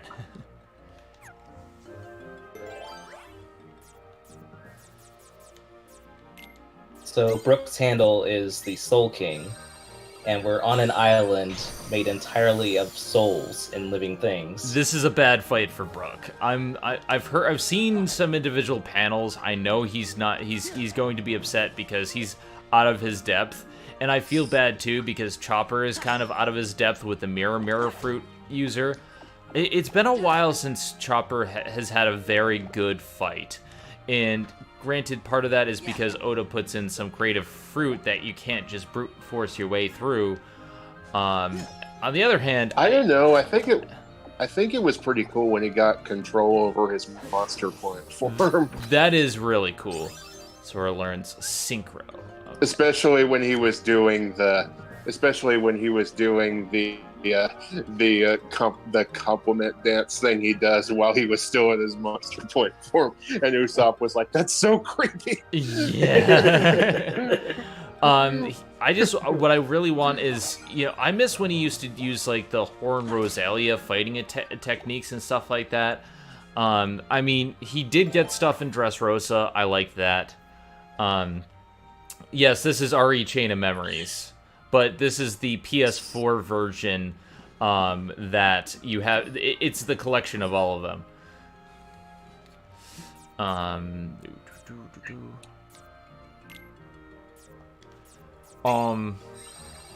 Yeah, like Frankie has gotten a lot more these days. I liked his fight against Senor Pink. But Oh yeah. Frankie versus Senor Pink was hilarious. Senor Pink in general was one of the best Diaper things. bomb. Nipple-light special. Your ideas are intriguing to me, and I wish to subscribe to your newsletter. Hey, Buckdud, thank you for the follow. Welcome. We're on our way to partner status, so come on, join us, have some fun. Yeah, we Senor Pink was a great battle. I loved his backstory. Like, Oda's very good at making you like think a character is stupid and then telling a backstory that makes perfect goddamn sense. So yeah. Nika, Robin, and Nami needs more fights. You know, like, I get that Nami is less of a fighter and more of like the navigator. But she has the perfect climb attack. She has upgraded like with area technology. I wish she would use them more, but you know. Well, she used her thundercloud already. Yes, she did. She did that in the arc. Robin hasn't gotten a lot, unfortunately, altogether. She's got them legs, that's for sure. She's got them legs. She knows how to use them. She needs Can a you better guys hear upgrade. me? Yeah, we can. Yep, we can. All right. No, I cannot hear you. Yeah, ever since that one time when she discovered she could, I think probably the most interesting thing she's done with her powers in a while is in Thriller Bark when she briefly made angel wings, but they didn't really work. Oh yeah. Like, Robin has more gag stuff, and my biggest complaint is that, like, the first time when she joined the crew in Skypiea, everyone else got really good fights. Everyone got some really amazing battles. Like, Zoro's fight was pretty awesome and stuff like that. And then her fight amounted to, see this priest? We are only going to see him once. I'm just going to throw you off a cliff. That's it.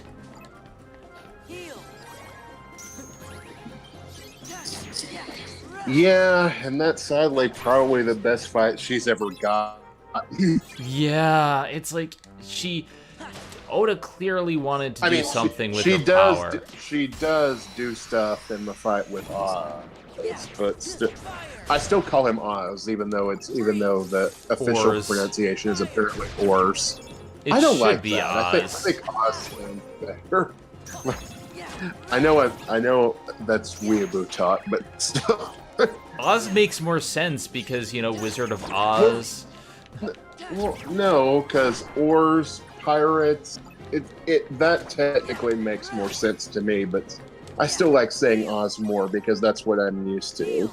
And that's a very minor point in the grand scheme of things. She did help with the hogback fight. how. She helped with the hogback fight, but here's the thing with Robin. And I think this is the one time that Oda wrote himself into a corner with the power. Her power is very good against human opponents. For other opponents, they're hit and miss. A lot of times they really don't need to work, especially if they have a devil fruit or if they have something that can counteract being clutched. Like, she is very much one of the weaker members, not in terms of her power, but in terms of the amount of things that she can do with her power.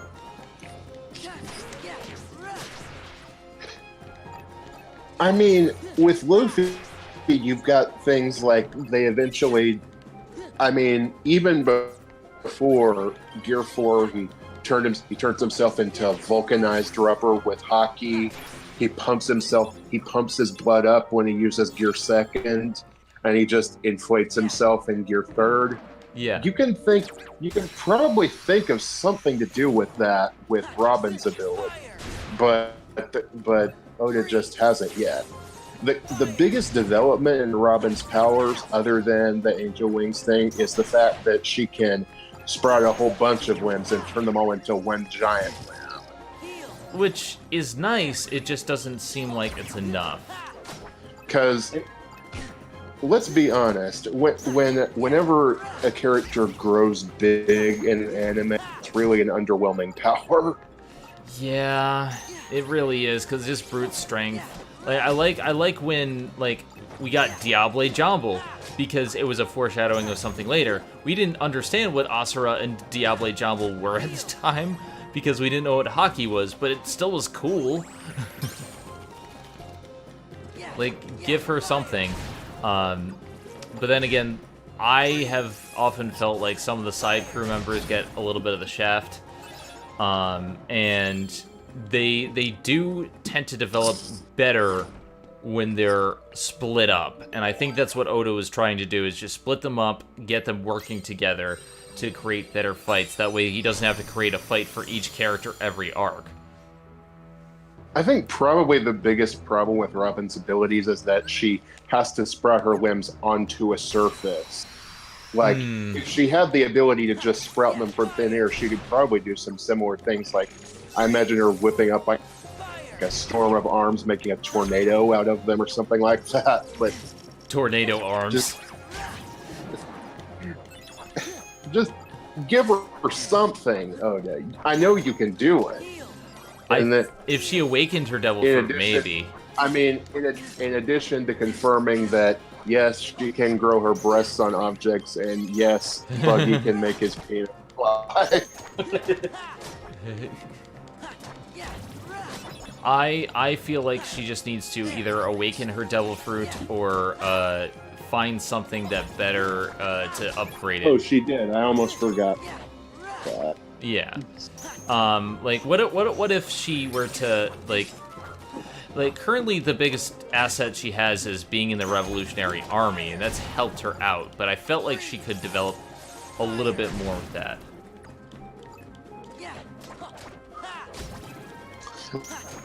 Like, I know it's a weird time to think about this, because we're, like, just completely ignoring the game at this point, but like I said, with Chain of Memories, there's nothing to talk about, but I'm still pondering what exactly Robin could do with her ability that would give her a new power. Are you pondering what I'm pondering? Like, I know she could I think so, Brain, but where are we going to find a duck at this hour? I have an idea for how her powers can maybe be of use. If she can multiply body parts, what if she can multiply parts of her bones? Like if she has teeth, maybe she could duplicate teeth around her body and make like an armor for herself that's made out of bones. That would be a cool idea. Yeah, like extra bones, extra like body parts. Hell, she can make eyes appear anywhere. She can make a clone of herself. So I could imagine her doing something similar to what Kid did with all of the weapons he summoned and just turn them into one giant fist. She could probably do that by summoning up a bunch of arms out of her arm to make a giant fist out of them. But the thing is, though, Robin isn't exactly the physical type. She's more of an assassin. Yeah, she's more of an assassin, and when her cover is blown, that's the big problem. I would like, though, I feel like when they got to the new world, everyone has to really step up their game, and we're really seeing that with the first Yonko crew that we're meeting. That they're not just using their powers in creative ways; they're creating entire sets of powers. That if you beat this set of powers, then you're going to have to fight another set of powers. They need that if they're going to be able to defeat Yonkos. How many licks does it take to get to the center of the cracker? Let me find out. 1, 2, 3. Crunch. Yeah. Like, just talking about Cracker in general, like, Cracker, he had to go Gear 4, his strongest move, just to damage him, and that wasn't even Cracker himself, that was just his armor. I mean, if he had more of his crew with him, like, Zoro's OP at this point. But that's why I liked his fight against the Rock guy, because it wasn't just a fight against an opponent, it was a fight against an opponent that was very hard to find and damage. So that was a good fight for him. Zoro has always been OP. It's just so fun to watch him work. It is pretty fun. I want to see the duel between him and Mihawk later, because remember back in Barati when we first saw him, like he was fending off Zoro with a dagger. I mean, he did get training from Mihawk, and it literally cost him an eye to get stronger. Yeah. I would give my right eye to get as strong as you can do. Slice. I would give my right arm. Damn it, Shanks, no. And that does remind me of that guy who like sold his testicle to get a car. on that one episode of What the Fuck Is Wrong with You? I would give my right nut to have that car. Can do. And that reminds me of the episode of Radio Dead Air where the guy was just like, you know, I understand your concerns, but I had nut cancer, and then he took a picture of his balls.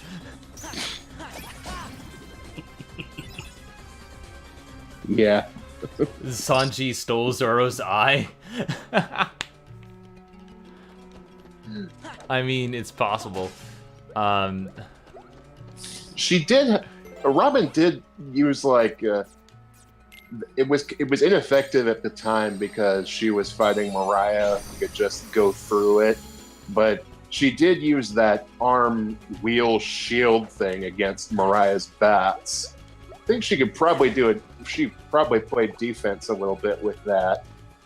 Yeah, like make a giant version of it to shield them. Her moves of defense right now are probably her stronger assets. So I'm wondering if that's going to be like where her she's going to change her way of doing things. Because again, right now she's more of an assassin in her skill set simply because she was made to be an assassin for so long. Speaking of which, another thing we need to learn, the Void history, the Void Century. Haven't learned anything about that yet. That's probably going to happen with the... that's only going to happen once they discover all of the poneglyphs. We know the Marines have some of them.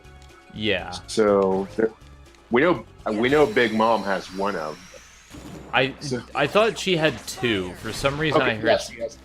Two, yeah, because there was a gift from Jimbei, right? Yeah, it's from Fishman Island. Mm-hmm. So like they have the poneglyphs there, so they can at least have her read part of it. There's the one in Sky Island. 2 regular poneglyphs, 1 road poneglyph. Yeah. Okay. They're separate things.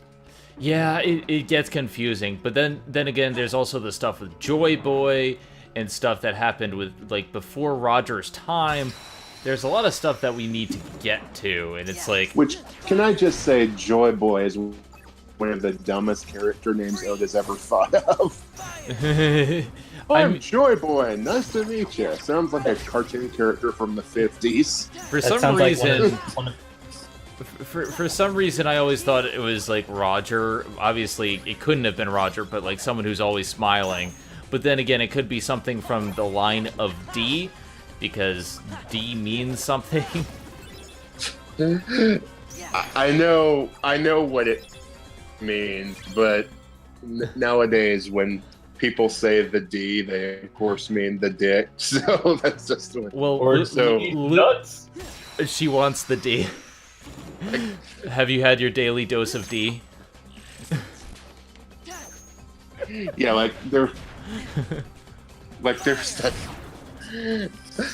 Like, I still remember when it was first revealed that Law's middle name was D. Then one of the characters said that they used to tell stories in their village to be good or a D will get you. So you just imagine this giant monstrous dick running through the town. You just get destroyed by a disembodied dick. What's your power? I eat the dick fruit. I can make my dick grow longer. These are my dick soldiers. We are the D. We are the D. See, that would make them the tarantula dicks. You know, they can manipulate their dick. This is so dumb, but I love it. Oh God, we better hope that a male never gets a hold of Robin's powers, because then we'll really have tarantula dicks running around. Oh gosh. Well, we know they can't duplicate fruits at least, and you're not supposed to be able to take more than one fruit power. Except Blackbeard did. Which is not explained. I want them to explain everything about his crew because none of. I'm not bitter. I'm not bitter about Impel Down where they can't duplicate fruits, but whenever someone with a fruit gets killed, we've seen that their fruit is transferred to either a fruit that's nearby or the fruit will sprout somewhere else in the world. Mm-hmm. The thing that irks me though is that during Impel Down, we had all of these powerful people, but we learned nothing about the prisoners on level 0, and they all joined Blackbeard's crew. And it's like, I want to know what the hell's going on with them, but Loda's like, no, we'll get there. It's like, this isn't like Dragon. It's not something that you can wait to reveal. I would like to know a little bit more about what the hell Blackbeard is even doing. It's like George Martin in South Park. The pizzas are coming. Just wait a minute.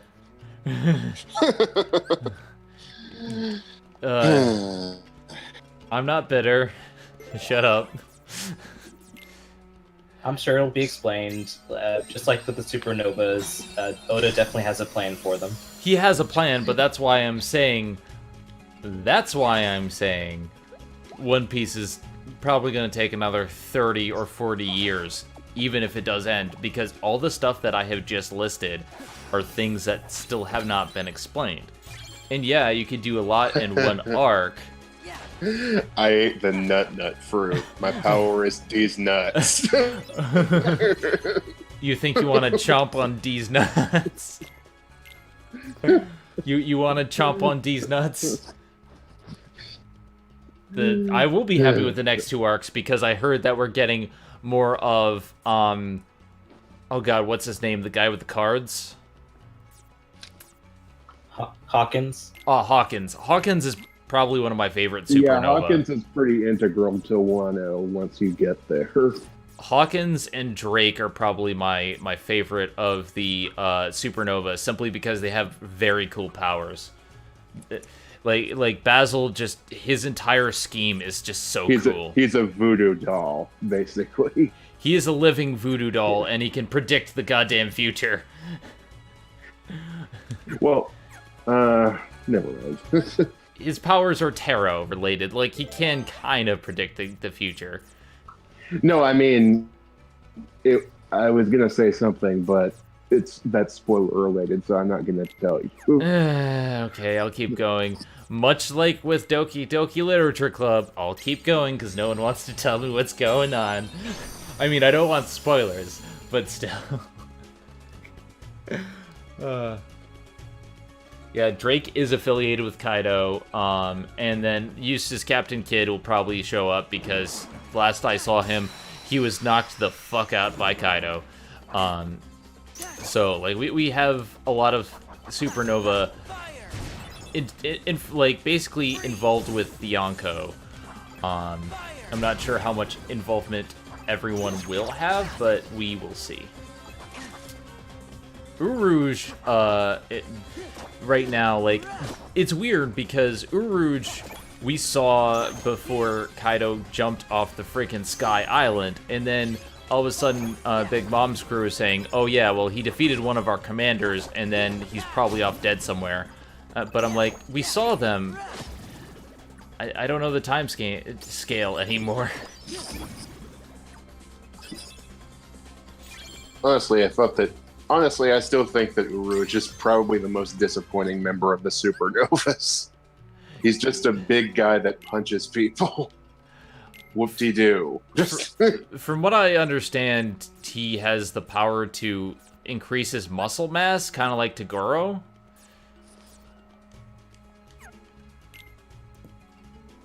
the Uruj fight happened before meeting Kaido. That's what I figured. That's what I was hoping. But it's the wording is very interesting, and obviously we don't know specifics because they Oda likes teasing us. Oda's like that father who says you can have your cake, but it's just gonna take a while. You're gonna have to wait a few more hours.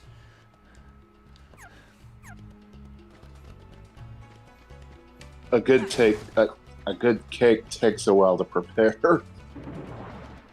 It does, but Big Mom doesn't care. Yeah, no, she doesn't. Cake or life. Yeah. You'll see a lot more of that once you get her backstory. Yeah, I want to know what the deal is with that. I want to know why she doesn't let people leave. Because I know like I got to the part where she says leave or life, and they say life, and so they give a piece of their soul for protection. And granted, it takes a little bit of their life, but we see how powerful it is to have that entire country surrounded by spies and informants and all this other stuff. Because she can put that life into other things and basically make anything into her servant. Just my question is, what happens if they try to leave? I know what happens if someone tries to leave for crew. She makes them take the wheel. Now you get to play Wheel of Torture. I'm just kind of curious as to what happens if they say no. Like, obviously they're content to live there because they have a paradise, kind of, when Big Mom's not destroying everybody. But Zenith, would you want to live in a land of chocolate? Yes or no? If it meant that I might be killed at any moment from a rampaging Big Mom, but I'd be able to eat chocolate whenever I wanted, and all the other island sweets, and there's a land of cheese. That's a hard choice. It's like, I want to say yes, but at the same time, there's such a dark, sinister veneer behind everything there. Because Big Mom says that she wants to make a country where everyone's equal, but the ruthless methods that she uses go beyond like her morals. And yeah, like she has to have power to achieve her goals, but at the same time, she just kills people at the drop of a hat. And her paradise is a very hedonistic one, even if you take away the fact that she is ruling over it with an iron fist. You can even eat your food, neighbor. Here's a thought: does Big Ma'am get upset if one of her food spies are eaten? Because she her hunger eats usually them. is above everybody else's needs. Yes. Let's just say that once you get her to her backstory, much like Big Mom herself, it is simultaneously sad and terrifying. So yeah, I need to get to that point. I'm close. I can tell I'm close. Because I only have I have 80 chapters left, I believe. Till I'm caught up, just around that. Because about 840 out of 913, so I'm getting close. Well, you also have to think chapters are weekly, almost weekly, so that's like over a year's worth of content. Yeah, but that's why I like binge reading arcs. I feel like they flow better if you binge read them, because Oda has a tendency to jump around a little bit, tease things here, tease things there, then spend an entire time in a forest area. And that's definitely going to help with the Stoosing Woods, because that was just a chore to get through, like, for almost a year, just watching Luffy and Cracker fight the same thing over and over. Like, even after the reveal, Cracker goes on for, like, a really long time. Mm. And to be fair, it's actually even more than the chapter amount would suggest, because during a lot of those weeks, Oda was taking a 1-week hiatus. Yeah. True. Oda is, other than probably Hiro Mashima, Oda is probably the hardest working guy still working in shonen manga. Yeah, Oda Hiro does is a just lot. inhuman the way he cranks out as much content as he does. And I'm pretty sure he's cranking out a few other things considering the content he produces, but still.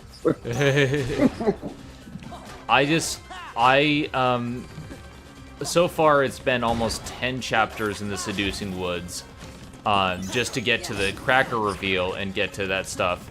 And beforehand, yeah, there's some really cool Alice in Wonderland stuff, but my biggest issue with Oda is his information dumps. He showcases something weird to introduce you to the world in this area and what's going on, but he tends to dump a lot at once, and then it gets explained like 10 chapters later or a little bit later. So you really have to be patient, and that can work, but it can also be a little bit confusing. Like when I first started reading Whole Cake and I saw all the living things, I'm like, what drugs am I on? You got high after playing Candyland. Yeah, and then there's also the fact that we have Big Mom eating everybody. So, obviously they're not technically really alive, but that was the big thing that got to me. I'm like, she's just casually killing off everybody. Like, yeah, they're pieces of souls, but at the time, I didn't know that. Just you wait. Big Mom scares me, to be honest. She should. I like that she's just like a really large woman and she has a simple design, as opposed to say like Doflamingo, who had his own sense of style and appearance.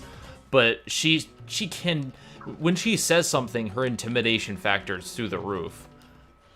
Because we've seen so many demonstrations of the kind of power and influence that she has. Yeah, well, she has the power to end your life or take any number of years off your life on a whim. Or she could, take your soul and put it into an object. And the worst part of that is that she's so moody. She can change moods in an instant. Like, you don't know when she's going to be mad at you, even if she was happy a minute ago. And when she's hungry, then run for cover. It won't do you any good, but run. Mm-hmm. Like, she'll kill anybody in her way. And to a certain extent, that is really scary, but I'm just like, why would you want to live there? And why would you want to loyally serve someone that could just kill you at any moment? I mean, fear, yes, but... Because of the House of Chocolate. The land of chocolate, yes. That was 10 minutes ago. Oh, God. I wasn't allowed to watch The Simpsons a lot as a kid, but now that I'm seeing like clips here and there, I'm really liking the show. The best bit in that whole clip is Homer's in the land of chocolate, and he's like, "Ooh, chocolate, half price." When it's just off the street. I love the beginning of Whole Cake, where Luffy and Chopper eat an entire house on a whim, and they get let off the hook. It's made of chocolate. They get let off the hook because they said it was too delicious not to eat. Yeah. And I'm like... Well, but they get off the hook because Pudding convinces the police officer that they're inspectors. Yeah. We were meant to dismantle this. And that scene really comes together in the anime too, because they go to town on everything, and you get to see all the detail of them eating windows and walls and stuff. And then later on, he's just eating a chocolate tile, a roof tile. It's just like before Nami can get done telling them not to eat anything, they've already eaten the entire house, and they're just sitting there fat, just like, it's so good. They're so fat too. Forget water Luffy, this is chocolate Luffy. Wait until you see Cookie Luffy. Wait until you see Jam Luffy. Yeah, I would like to live there, to be honest. To be perfectly honest, my stomach would probably get the best of me. Well, you can check out anytime you like, but you can never leave. But yeah, like, I would like to just casually eat a roof tile. No, the roof tiles are somebody else's jurisdiction. I love that they have their own like jurisdiction. It's a very Hansel and Gretel kind of feel to it, because they're using candy houses to lure you into a dark, sinister situation there's no escape from. There's a very big fairy tale vibe here. Like, I'm getting some, like, just Pudding's design definitely reminds me a little bit of Arabian design, but also, like, we have Alice in Wonderland here, we have fairy tale with, like, Hansel and Gretel, and she, like, Big Ma'am feels like the witch in the Hansel and Gretel story. Because, you know, yeah, in a lot of her siblings seem like witches. Like Brûlée looks like a witch. Meets the Godfather. Yeah, I like that her hat. I like that her hat talks. Like, just like the first pirate I've seen. Hey, I have a pirate hat and it talks to me. That hat has a lot more surprises to it. Trust me. And the hills have eyes. Literally. The floor moves. The hills are alive with the sound of, oh dear God, why? She's handed. I mean, I was gonna say she's gotten your hands on Exodus's greatest weapon, the floor. The floor. And I'm just imagining Sage going, the floor is everywhere. It's everywhere. Let's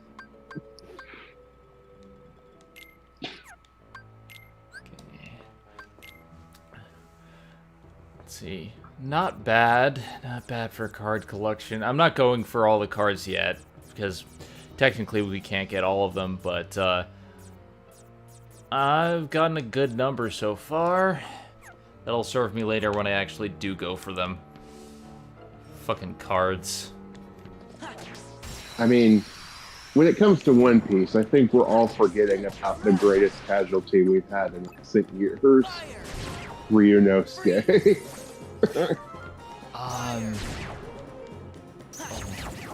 The pig dragon from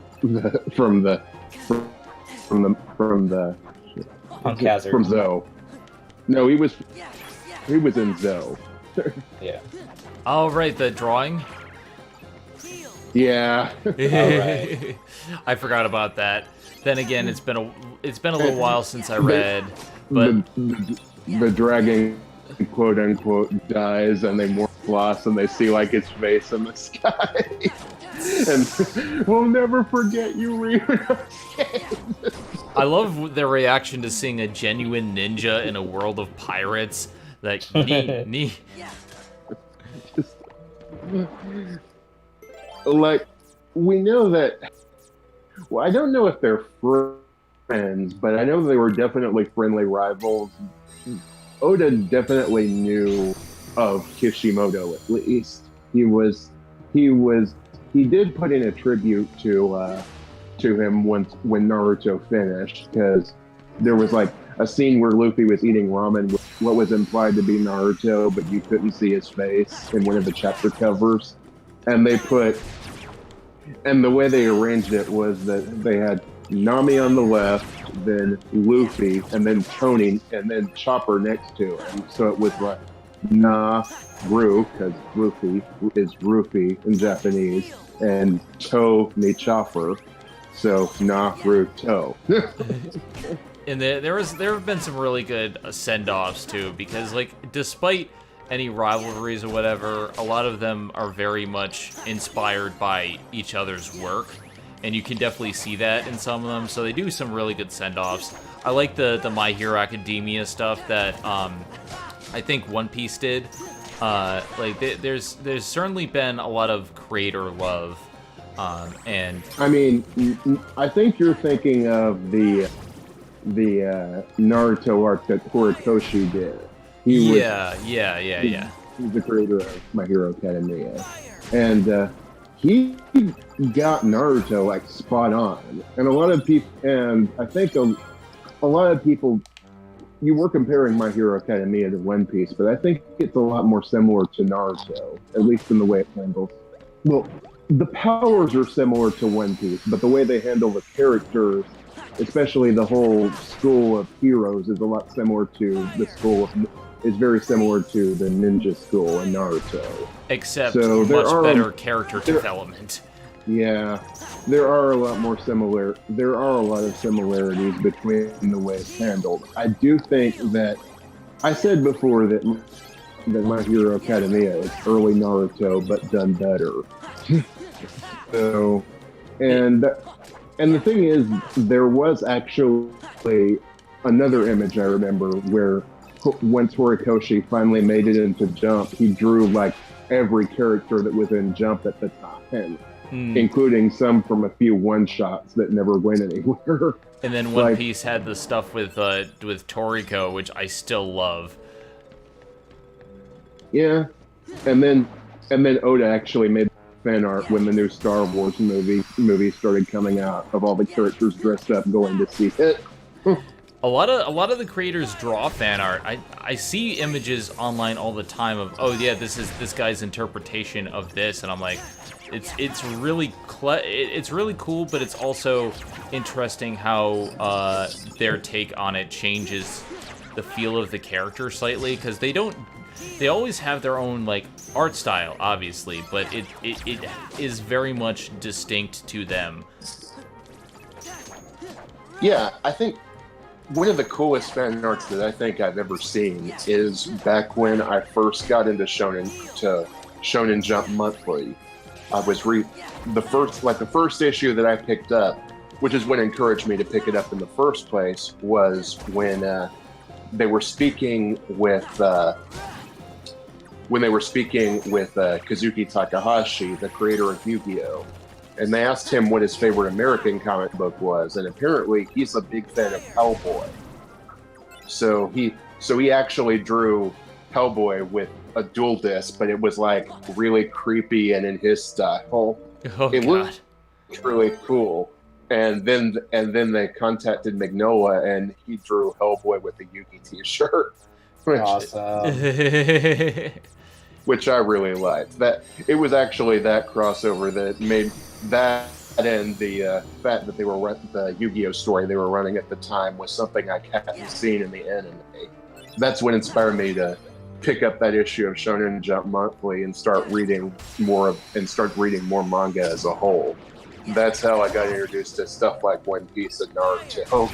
And before I wish I had the money to really do more with Shonen Jump. Like, I used to collect manga all the time. Unfortunately, my manga collection got destroyed because we had bed bugs, and then we had to treat the entire house. So most of my copies got put in a hot box and bent and destroyed. And I don't want to throw them away, but I feel like a lot of them just aren't salvageable.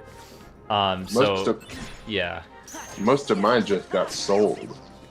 Yeah, I sold all of my Bleach volumes when it started sucking. But yeah, like I think. Go on. I had a whole bunch of manga. Like, I spent a lot of money on manga, and so it's like right now I used to look to the actual volumes of One Piece to read them for History of One Piece. Now I don't have them readily available, so yeah.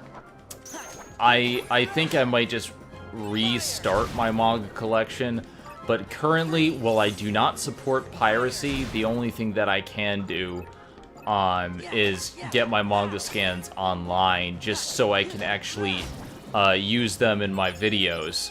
Well, there are services that do allow you officially. Like Shonen Jump is pretty good about having others, and Crunchyroll does distribute a few series as well. I've been using the weekly Shonen Jump app for like over a year, and that's been pretty good to me. That's a great service to be a part of, especially when you're actually caught up on One Piece and you're reading it weekly. It's pretty good. Like, we do what we can to support the official release here. I usually do, because I want the series to continue, and it really helps the creators if you show that people in America like the series. And I'm friends with some people at Funimation, so like, you know, that's why when I decided to bring back History of One Piece, like, you know, I said, hey, are you cool with this? And Godswill's just like, yeah, everything's cool. We like your series. So, you know, that's the thing. I like supporting the official release because the people that create them are usually very hardworking and usually do their best to make sure that the series is good. Doesn't always work, but they try. Yeah. Right now, the only thing I still collect regularly is My Hero, because and even that I'm doing very slowly because, well, I don't have a lot of income. So, but I do still keep up with the story, if not through scanlations. I keep up with it through a podcast that I've been following for a while now, Weekly Manga Recap. Yeah, with Y Ruler of Time and Rolo T. Yeah. Weekly Manga Recap is amazing. I used to do something similar because I was inspired by their series, but they do a fantastic show. They recap pretty much all the regular manga they follow. Plus, they also do, I think they read a new one every so often, and they detail it on the podcast, and they talk about it. It's a really good show. Yeah, the Prince of Tennis episode was pretty much the closest we got to part 4 of the Red Right to Left episode on it. I really miss Red Right to Left, but I understand completely why it's not even a thing anymore, because it's easier to create a podcast, and all the stuff behind the scenes, I don't blame them for just canceling. I know it's kind of an obvious thing, but the times that they read the manga that are bad and they get to rage about it, it's usually a lot more fun for the people listening. So, yeah. The Air Gear episode was a thing of beauty. I like Air Gear. I understand it has problems, but it's like, that was one of those things where I kind of wish the anime had done a better job, because from actually the anime is better than the manga. But it just ends. It ends before you get to a lot of the dumber parts of the manga.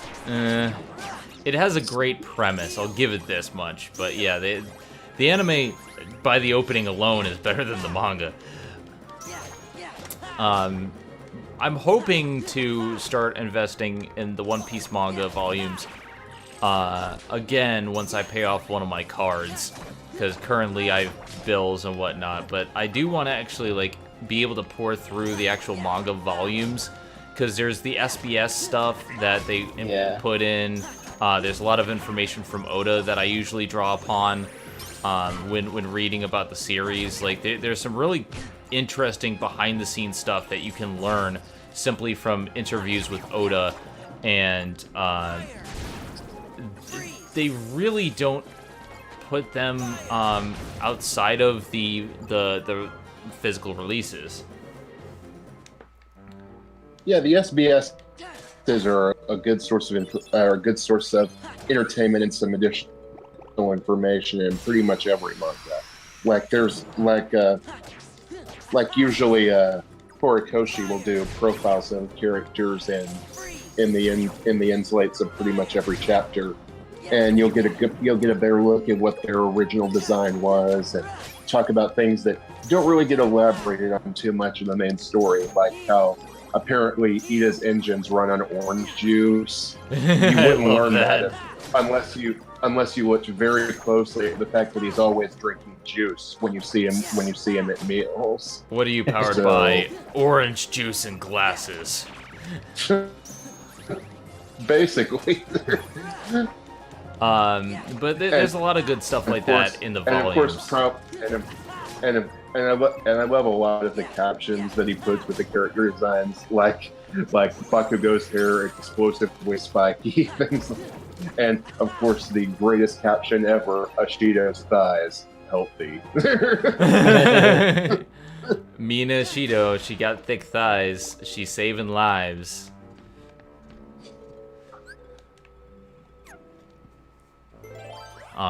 Yeah, that's why I at least want to do that, simply because That's just a big help for me when I go to like look into stuff. Obviously, you can look it up on Wikipedia, but a lot of the SBS stuff, if you take them by volume, they detail some really interesting stuff that you kind of need.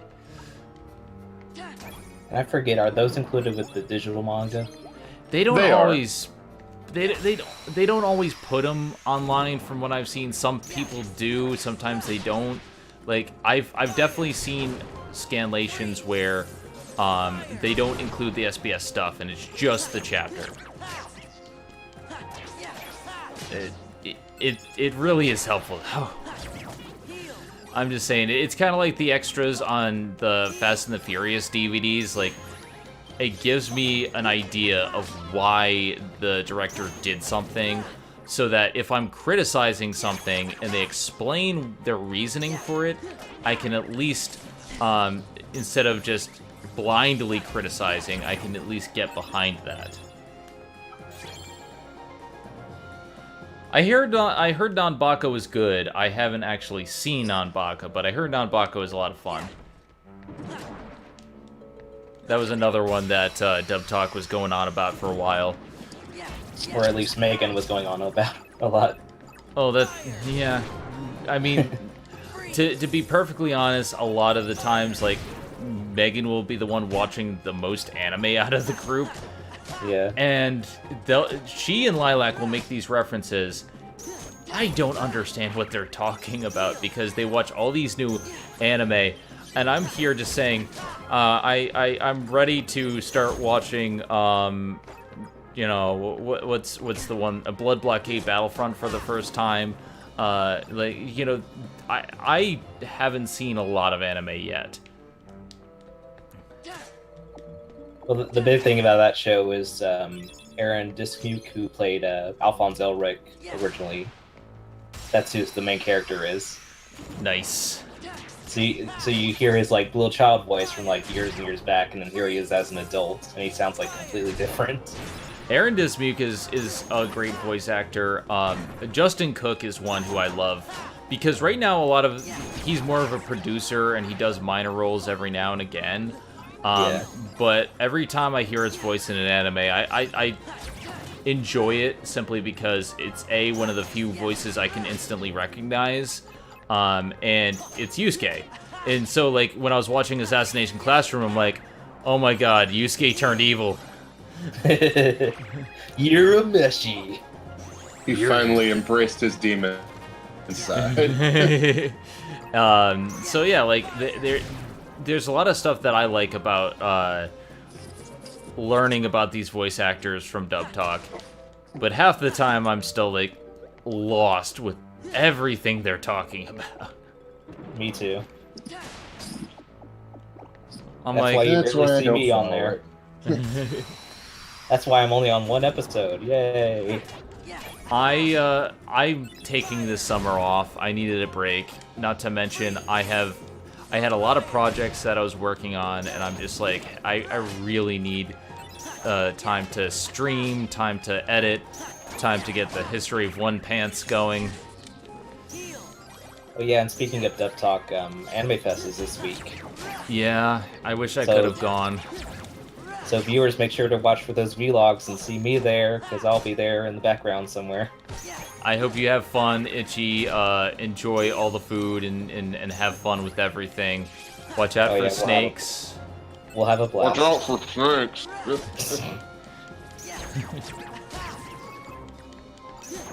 But yeah, like Dub Talk is a group of great people. I just don't always have the time to do stuff, especially because my episodes, a lot of people say they're long. We record episodes for 3 hours usually for Dub Talk. And they're usually cut down a lot. And they're usually cut down a lot, but it's exhausting. Yeah. And not only that, but it's just like that takes up my afternoon, and then I have to record my own podcasts. Which I'm glad DuckTales is almost over, because as much as I'm loving the show, week to week is so incredibly hard to pull off, especially because there are people that really like the show, and they keep saying to me, "Oh, when's the next episode? The new episode's already out." And I'm like, "But I just put out the when's the next History of One Piece?" And it's a show I really like too, but I don't want to like push people on it because it's something you really want to discover for yourself and get into the mysteries of all the things they're trying to reveal in it. The latest episode, oh my Yeah. god, With the plane, oh my goodness. I was crying so goddamn much, and that's the thing. Like, I know people are these last 4 episodes, people have been waiting for us to talk about each individual one. They're like, "Oh my god, it gets even better. It gets even better. It gets even better." And so it's like, yeah. And then next weekend, when the final episode airs, we're probably going to do a live reaction because I'm going to be at a wedding with the debate crew.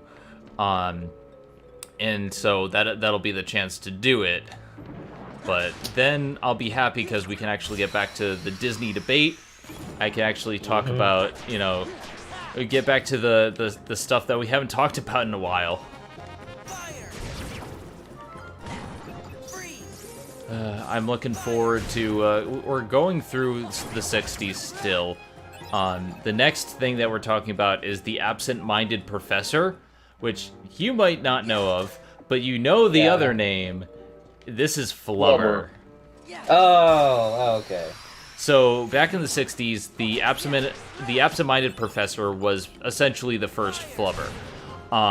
They had a sequel to it. I believe it's a made-for-TV sequel, but it's available. And then after that, they remade it with Robin Williams. Yeah. Unlike that one Shaggy Dog movie, Impossible. That doesn't exist. Find. Oh yeah, the Shaggy Dog film that was impossible to find. Dear God, like, I found a torrent, but they dubbed over it in a different language, and it's impossible to find anywhere else because this is a TV movie from the like the 70s or something like that, and not even my skills could find a physical copy to buy or look at or anything. Disney is very bad about releasing their old shows on DVD, especially the made-for-TV stuff. Oh, especially the made-for-TV stuff, which it's a shame because they have a lot of like really great TV show movies. They have a lot of great DComs. Like, there's just some stuff that they really should release, and it wouldn't cost them anything. They would make a lot of profit because, especially if they released it on a streaming service. They're working on the streaming service, but I'm wondering if they're going to utilize it or not. I hope they are. It's uncertain at this point. Yeah, like, we have the absent-minded professor next, and then we also have the Parent Trap, which that has a lot of sequels from the 60s.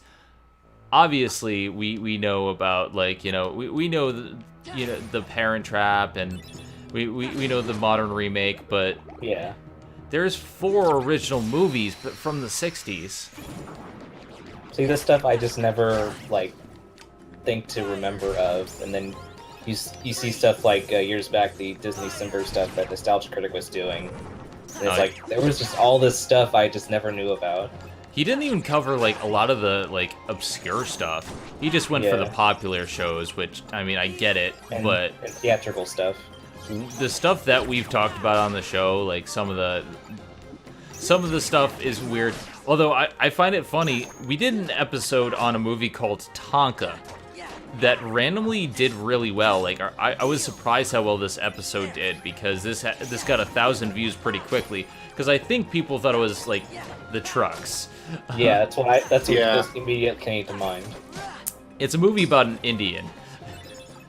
Well, that was the other guess I had, actually.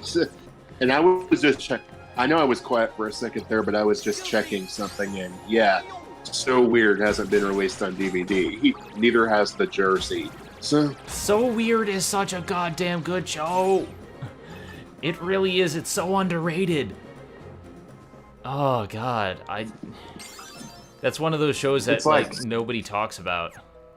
I mean, at least least with Megas XLR, you can get the whole series on iTunes and maybe Xbox Video, though I'm not sure it's compatible with the newer consoles. But still, it's something. You can find like bootleg DVDs of it on like sites like iOffer and stuff like that. But you can, but there's been no official release on physical form except maybe 2 episodes that were released in Region 2.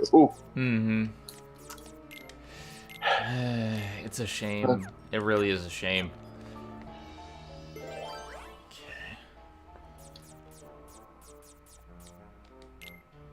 Because it's even worse when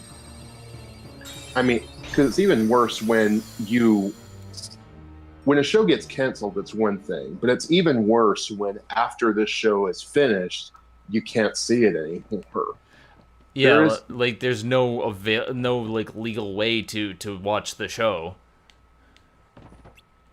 I mean, right now there's a series that I don't know if you're familiar with the Isle of Rangoon. Oh yeah, I love Rangoon. We're actually doing a crossover together with. They're doing a series on this. Well, Starch is doing a series on this show called Deadly Game that ran on UPN for like 12 episodes.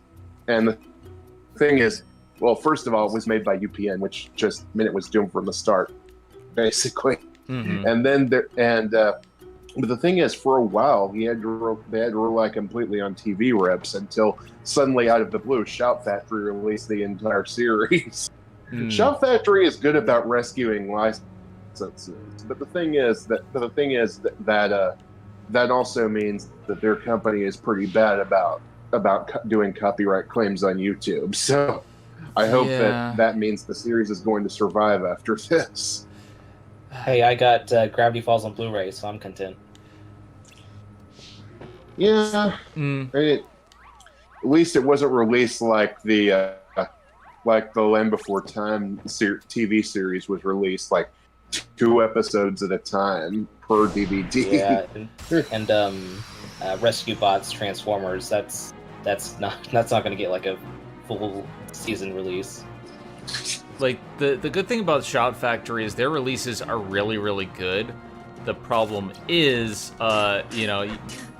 they have a nasty habit of not like doing the entire thing, because like I remember there's a huge thing of the Shout Factory Power Rangers series, and for some reason they didn't do one of the later seasons. And I'm just like, okay, like if you're going to do it, why not do all of it? Possibly the license, I get that part, but it feels like a missed opportunity. Though I do love the one thing, and that's their complete series release of The Middleman. That's a show that I loved, and I really do like the release, the full DVD release that they gave it. I've heard good things about The Middleman. I remember somebody reviewed it a while back. I know you did, but like I feel like somebody else reviewed it, and I can't remember who.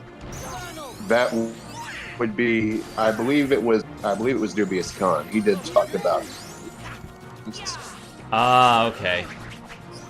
Yeah, because I do. Yeah, he did talk about that series. That's where I first saw it. I unfortunately haven't been able to catch a lot of his show recently because moving everything away from Blip has made it harder to watch shows. But YouTube doesn't always tell me when people upload stuff. Yeah, even when I make a reference to that, I get people that complain, "Why are you still talking about this Blip thing?" And I'm like, because the issue hasn't gone away. It's still very hard. It's like with your stuff, I have to actively seek you out and figure out when you upload an episode, because I might not always see it on Twitter if I'm away, and so I'm just going to be like... You could just subscribe to my YouTube channel, because I put a trailer up whenever I upload an episode. I do that, but YouTube doesn't always tell me. Yeah, the fucking notifications thing. I did. Like, even if you click the bell now, they sometimes don't do it. because YouTube doesn't understand the meaning of subscribe. Mm-hmm. Like, subscription is meaning I want to... I just remember in that interview they did with YouTube recently, we think that the subscription should allow you to see most of the time when they upload, and they're like, no, and most of us are like, no, we want to see all of it. That's why we clicked on the subscribe button. That's why subscriber used to be the biggest model. That's why when you said click the bell, we had to ask people to click the bell so they would get the notifications. It's not spam, it's having us reach our audience. Because I'm convinced some episodes don't reach my audience for like a week or two, because then I'll have randomly like people show up and watch them like a week later now. And that's just how I've had to approach it. I can't think about immediate views anymore. I have to think about people will stumble upon this in a week or two. Unless it's like a history of One Piece, in which case it's gonna hit 1,000 views immediately. But that's because One Piece is goddamn popular. The process with me when it comes to uploading a new episode is, first, this is why my episodes take so long to come out, because first I have to edit the episode. Sometimes I have to wait for the title card because, well, my title card artist has a life. I don't, but then once I get the title card, I upload it to whatever external site I'm going to be using. Usually it's Vimeo these days because that seems to be the most reliable one.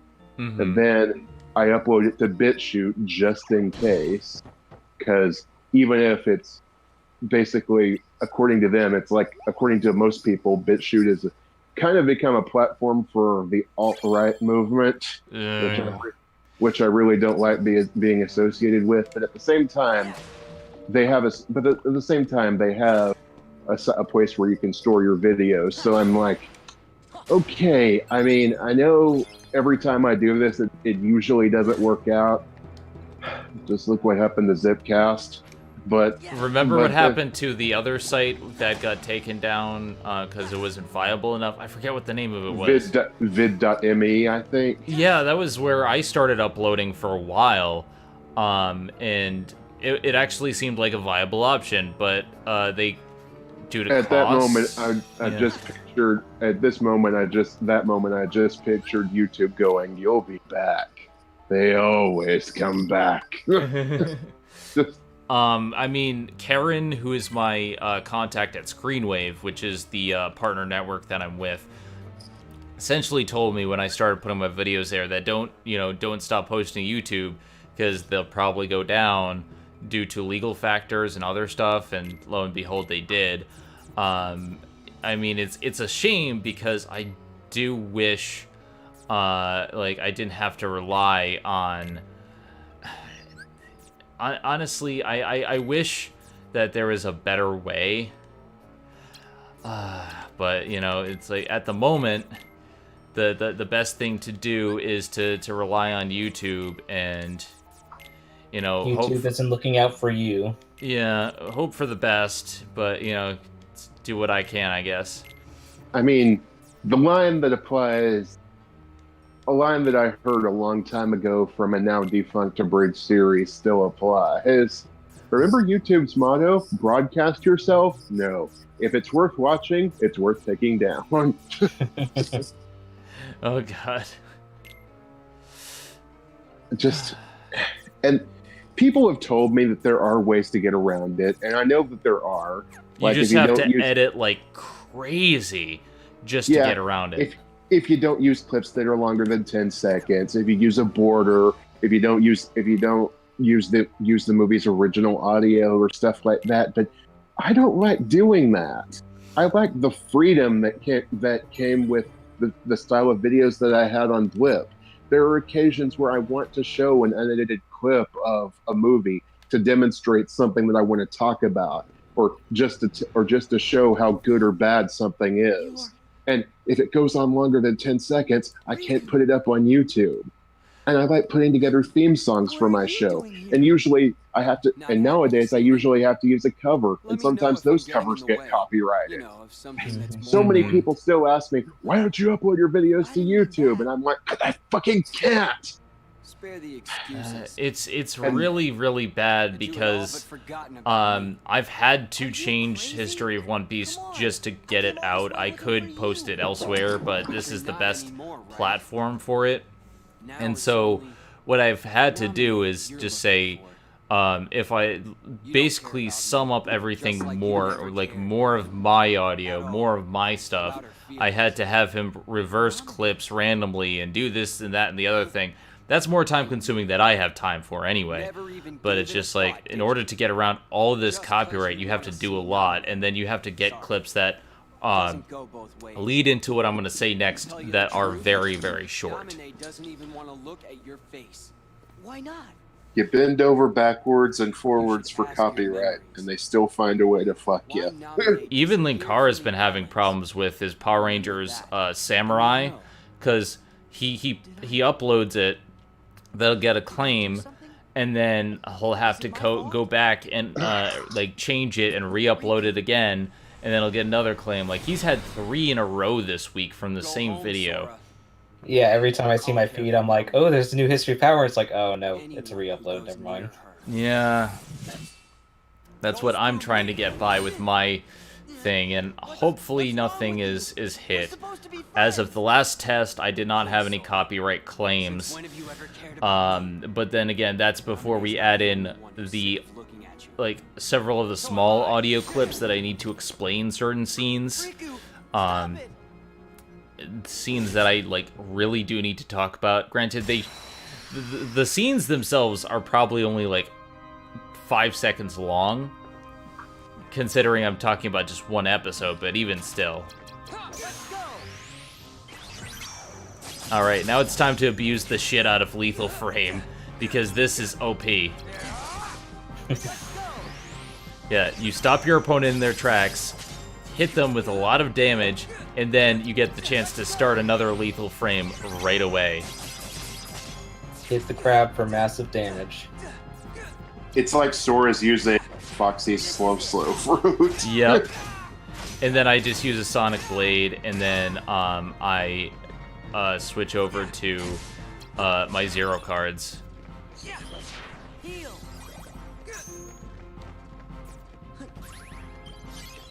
If you think about it, in the right, the slow fruit would really be an OP fruit if you could actually use it. The slow fruit should have been a massive improvement, but Foxy didn't know how to use it right.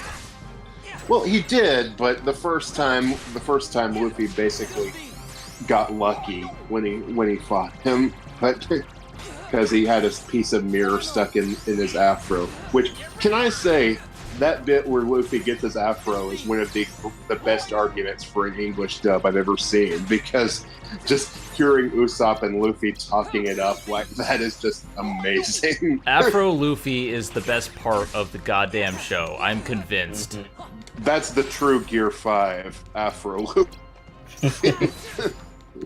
That's Gear 6. With Gear 5, we have the Awakened Monkey King thing that people have been talking about because, Monkey D. Luffy. And Gear 6 is Nightmare Luffy with the afro. Nightmare Luffy with the afro together. I miss Nightmare Luffy. That was just a one-time power-up, but that was still basically what badass. Gear 4 is. Oh. That's probably where he got the idea of Gear 4.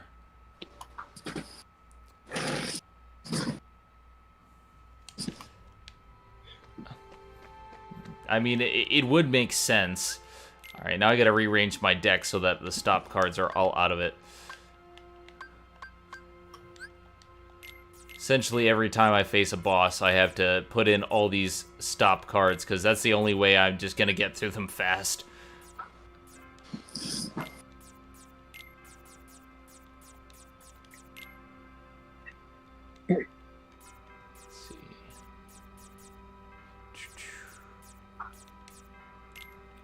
I know the Skypiea special is going to be coming up soon. I forget when this year it's supposed to come out.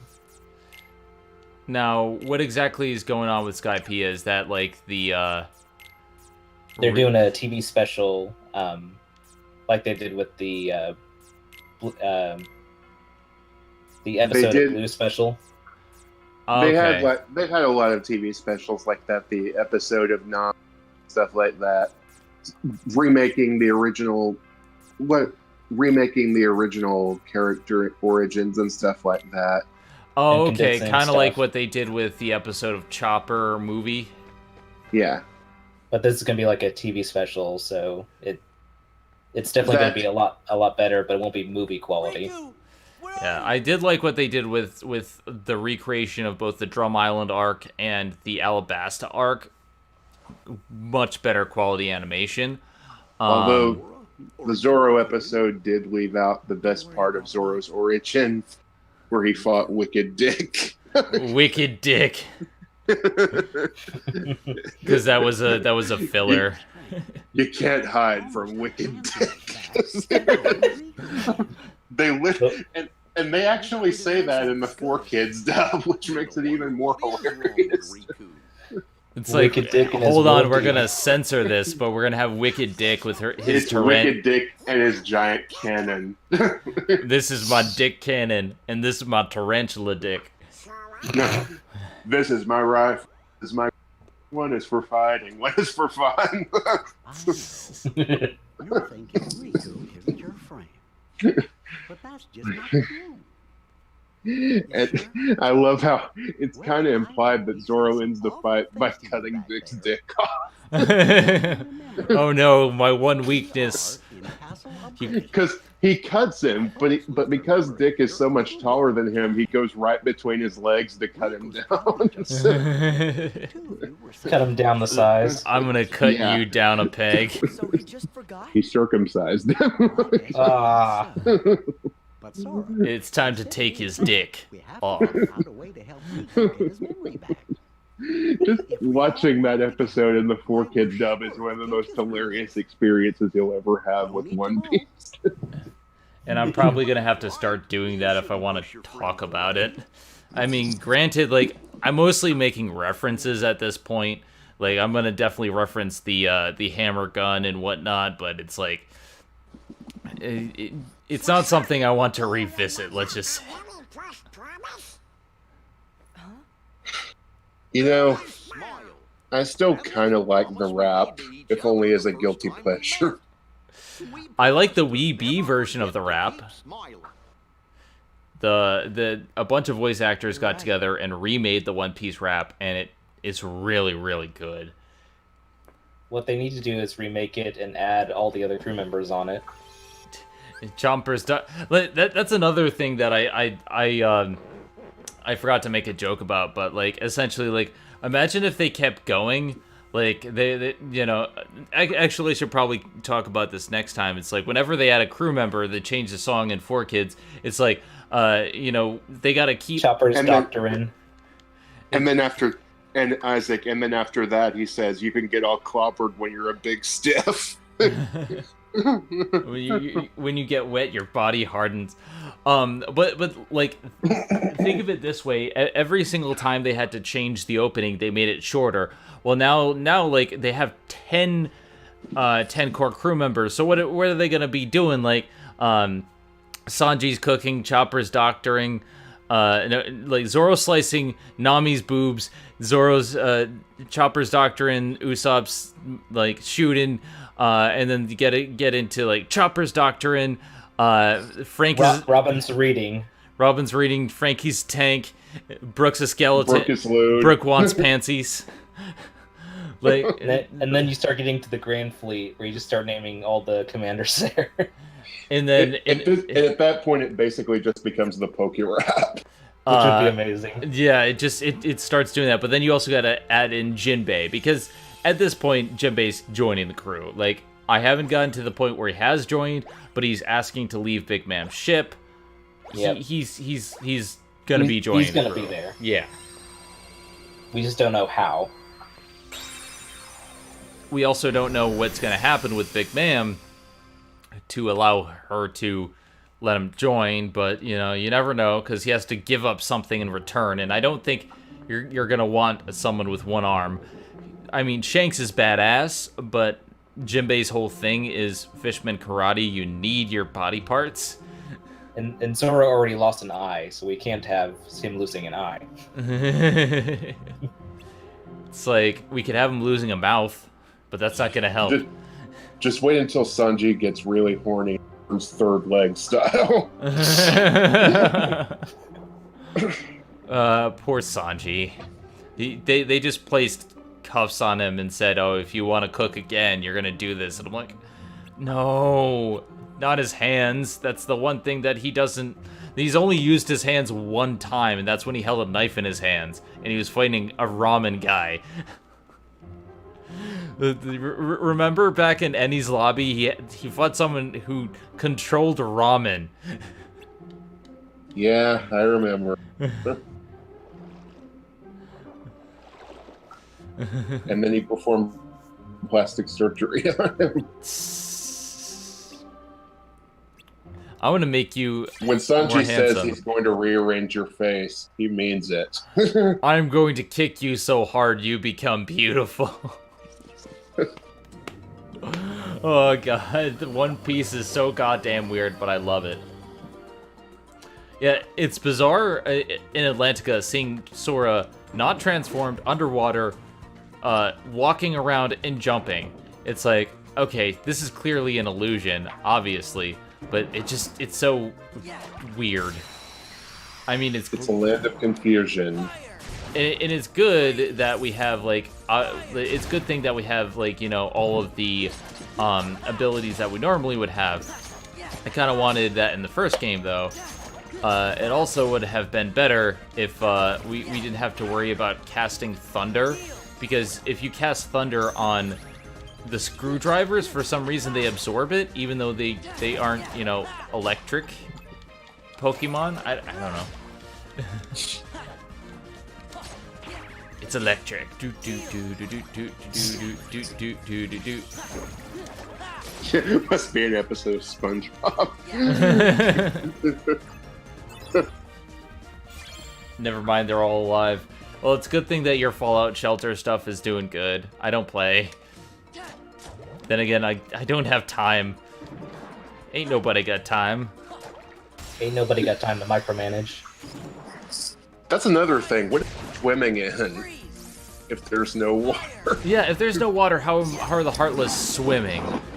Like, that's the big... Like, I get that this is an illusion, but does that mean the Heartless that we're fighting aren't real? Could we just, like, walk through the entire place without fighting the Heartless? I mean, the Heartless attacked you first, so... And does Sora not remember being a fish man? Like, that happened. Is his memory that bad that he just forgot it? Or is he trying to forget what happened in Kingdom Hearts 2 with Atlantica? Kingdom Hearts 2 doesn't trying to happen forget. until after this, but Yeah, I mean... but I would try to forget it too. Are you ready for some finny fun? Swim this way, well dance and we'll play. We're gonna have to do that. Oh god. Oh man, if the goal comes up for the bunny suit, you would have to do that during it. We have to hit that goal. We have, what are we at? 80 out of 150. Once again, you know, tell your friends, if I hit 150 before this year is over... Let me check. Yep, 1 second.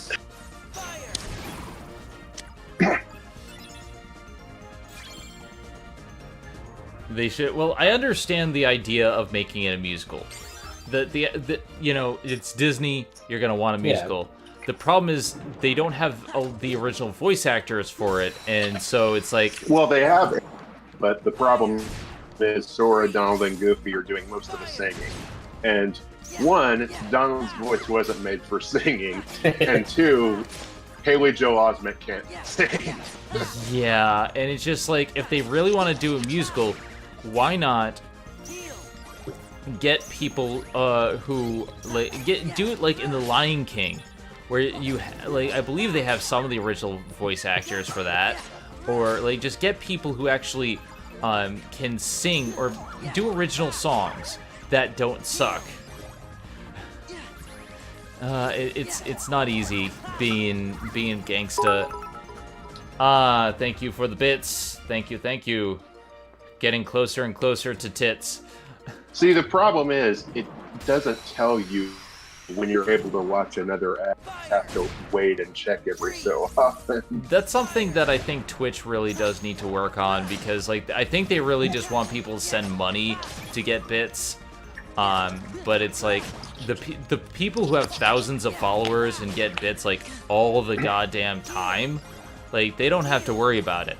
I'm still starting. I need the bits.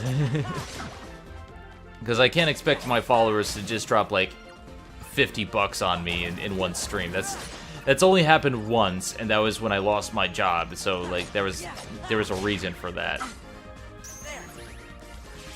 You know, I don't know if it was confirmed yet, but I do want to see a world based on the Princess and the Frog in another Kingdom Hearts game. Yeah. Just, if only for the ideas that the Friends on the Other Side sequence gave me for Voodoo Heartless. Oh, that would be cool. And now I'm imagining a musical sequence with that. It's like I'm dreading the 100% of Kingdom Hearts. Probably the it's in a video game I've ever seen is the musical levels in Rayman Legends. That or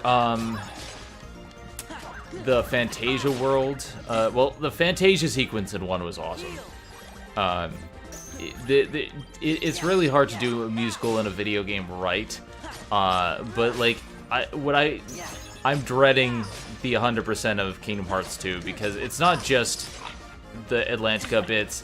You have to do like so many additional boss fights, and I'm looking forward to it for like because there's a lot more content, but it's gonna take a lot of time to do.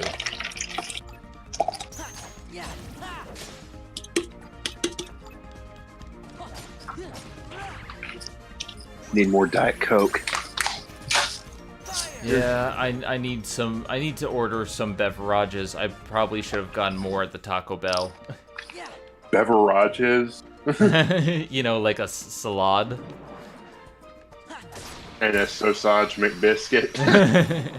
Chicken fajitas. Alright.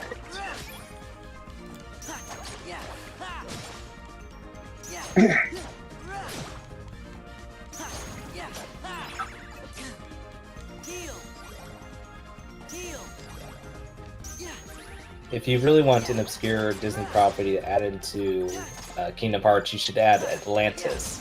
Not Atlantica from The Little Mermaid, but from Atlantis. I remember the dungeon that leads to the Data Organization 13 on Proud Mode. It was hell. Like, there's apparently the regular Organization 13 fights, the Data Organization 13 fights, the Lingering Will, the Mushroom 13. The additional boss fights I hear in Kingdom Hearts 2 are numerous and difficult.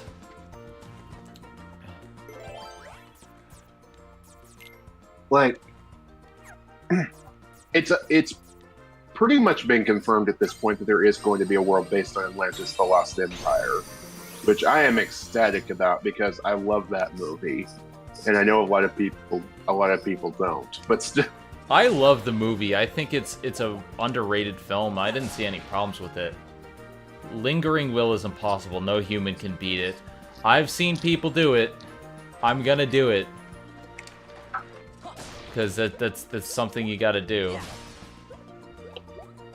He's a penguin. Nico B did it, but he's a penguin. I'm gonna do it.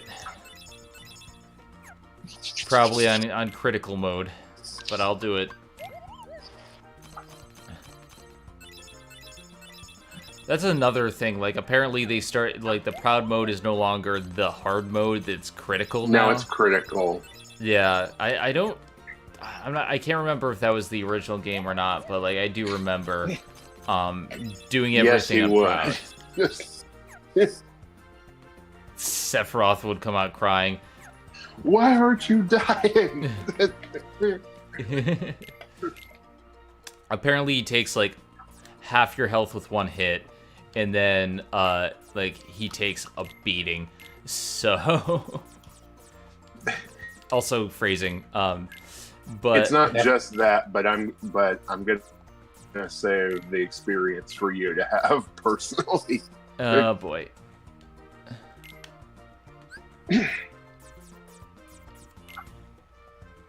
I'll only say this: when you go up against Datademics, bring Bond of Flame. It's the only way you can win.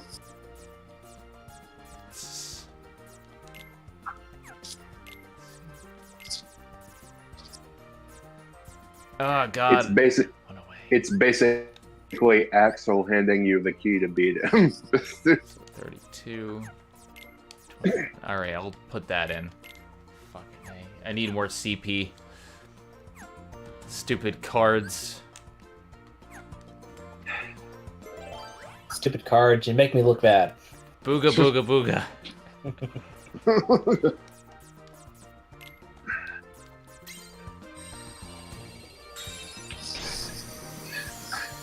This is the reason we don't focus on the game, because I sound like a broken record whenever I talk about this card system. There's nothing much to talk about. It's like grind. I talked about the good already, but I'd much rather talk about the other games that I haven't gotten to in the series. And it's like but then you'll be just talking about them again when you actually play them. Yeah, it's like... And unfortunately, the games that everyone likes to talk about, Dream Drop Distance and Birth by Sleep, are the two games in the series that I don't know anything about. Well, I don't know anything about Coded either, but most people say that that's not a bad thing. Coded isn't bad. Coded isn't a bad game, but it's not that important to the story, at least until the end. From what I understand, like, though, Birth by Sleep has some crazy boss fights, when you're going... It does. So, I don't know, like, I'm going to have to do all of it. I'm also not looking forward to the Dream Eaters and Dream Drop Distance, because I never liked virtual pets, and that's kind of, like, that's part of it. Well, the Dream Drop Distance, the thing with the Dream Eaters is that they also are basically your drive forms. So they integrate with you and allow you to use different abilities. So they're not like Pokemon? They are and they aren't.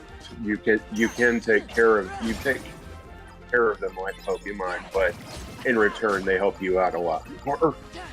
But welcome to my world, the world of completionists, where I have to do everything, so I have to appease the dream gods and do the thing. I mean, once you give Riku like a bat companion, he's basically unstoppable, because the bat basically allows you to fly fly around really fast once you get fully bonded with it. Oh, nice. Ooh, Riku's basically like doing all these air dodges and dashes once you actually use it. Put this in here. And I really like what they did with his character in the game too, but that's a spoiler. From what I understand, Riku quickly becomes the better character, and he earns his mark of mastery. And honestly, in Chain of Memories, Riku's the better character, because the way he deals with his darkness and his regret about it, and the way he pushes away the darkness, and the realization that he comes to is that he doesn't have to be afraid of it, but he also doesn't have to be a slave to it. Like there's some really good stuff in Riku's tale in this game. I almost kind of wish this game was Riku's, because that would make it easier to explain why Sora doesn't know anything about the organization. Instead of messing with his memories, just have Riku fight all the fights, so he knows what's going on, but Sora doesn't. but they would never do Right, that. and- But because Sora's the face of the franchise at this point.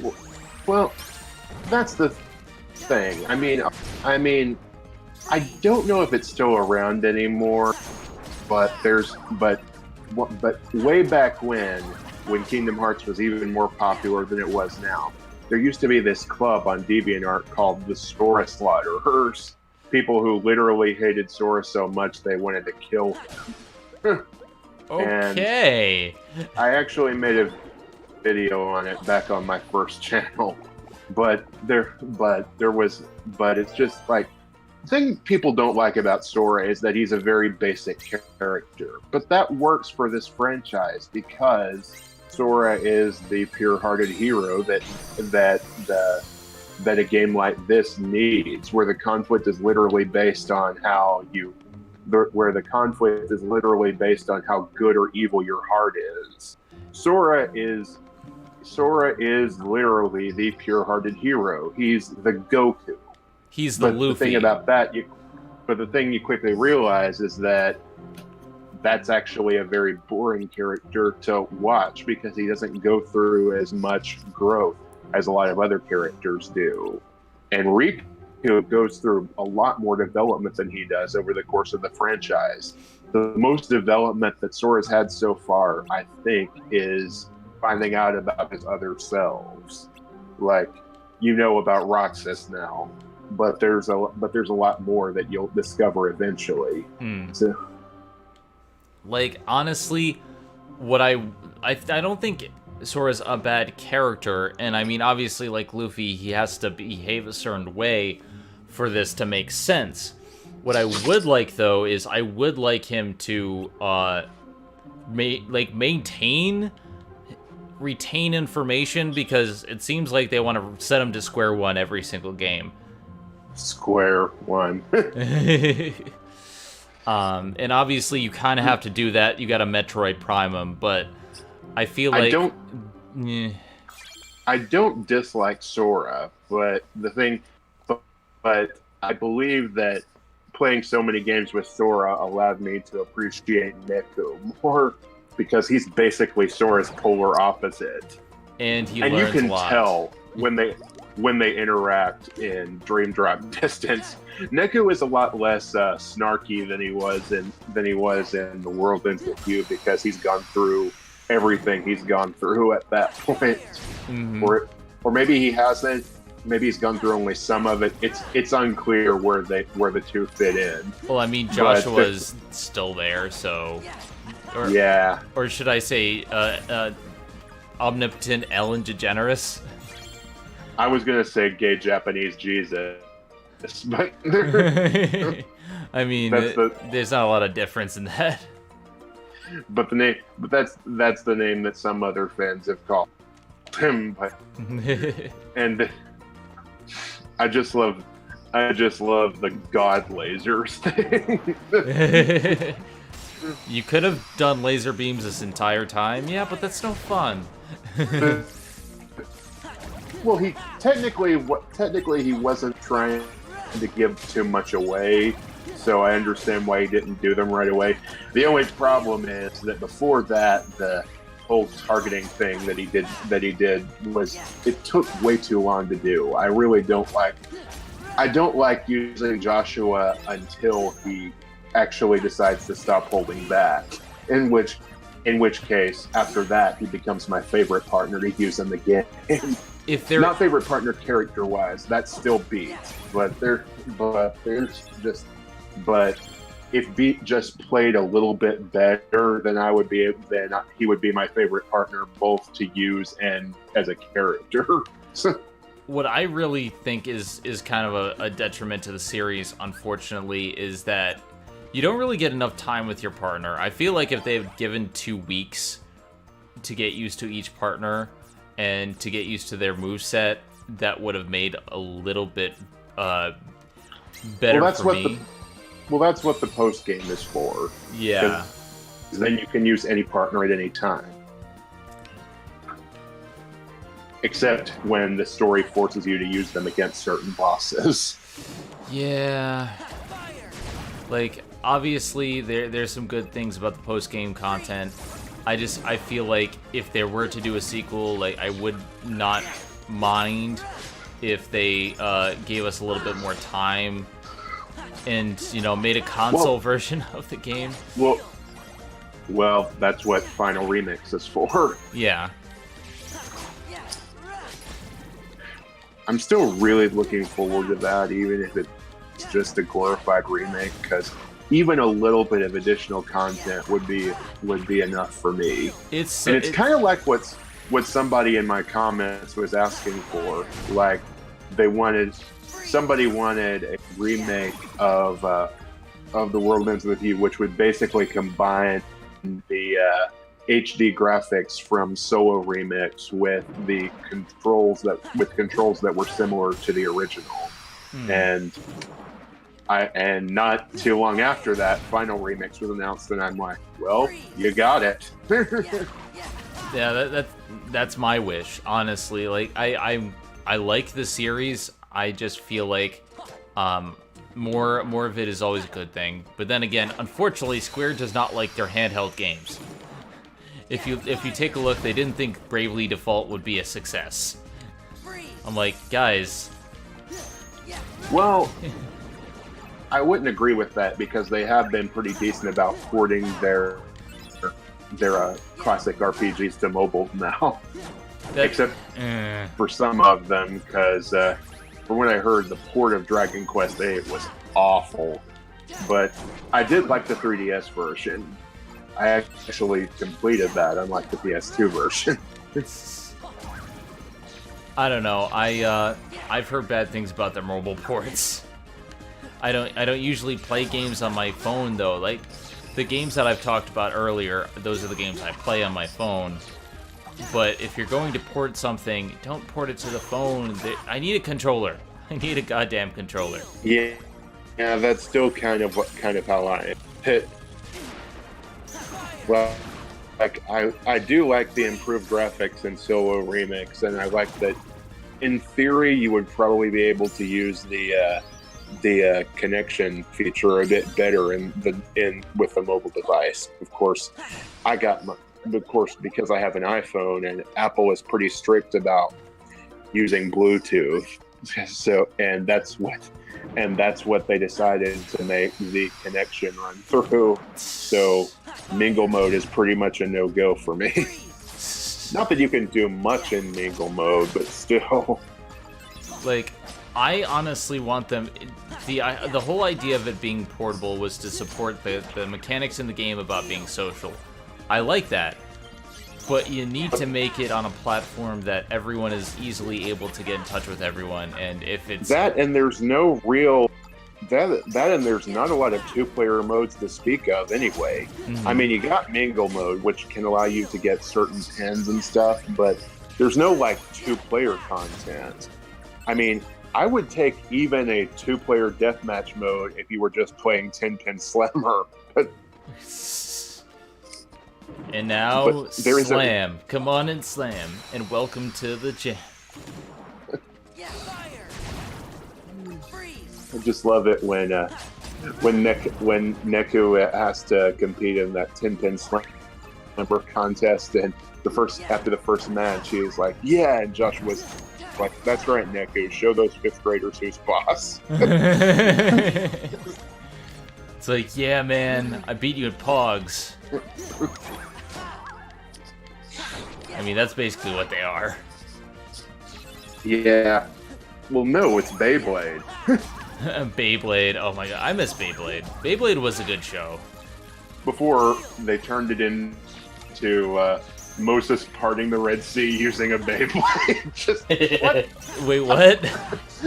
I missed a lot of episodes of the show. From the anime there's literally a scene from a later part of the series where they talk about Moses parting the Red Sea, and he's doing it with a Beyblade. It's hilarious. I mean, I know that a card, there's a card that created the universe, but dear God.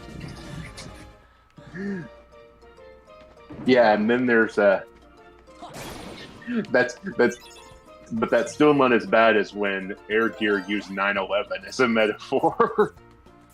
because they were talking about how certain things can be used as weapons even if you don't expect it.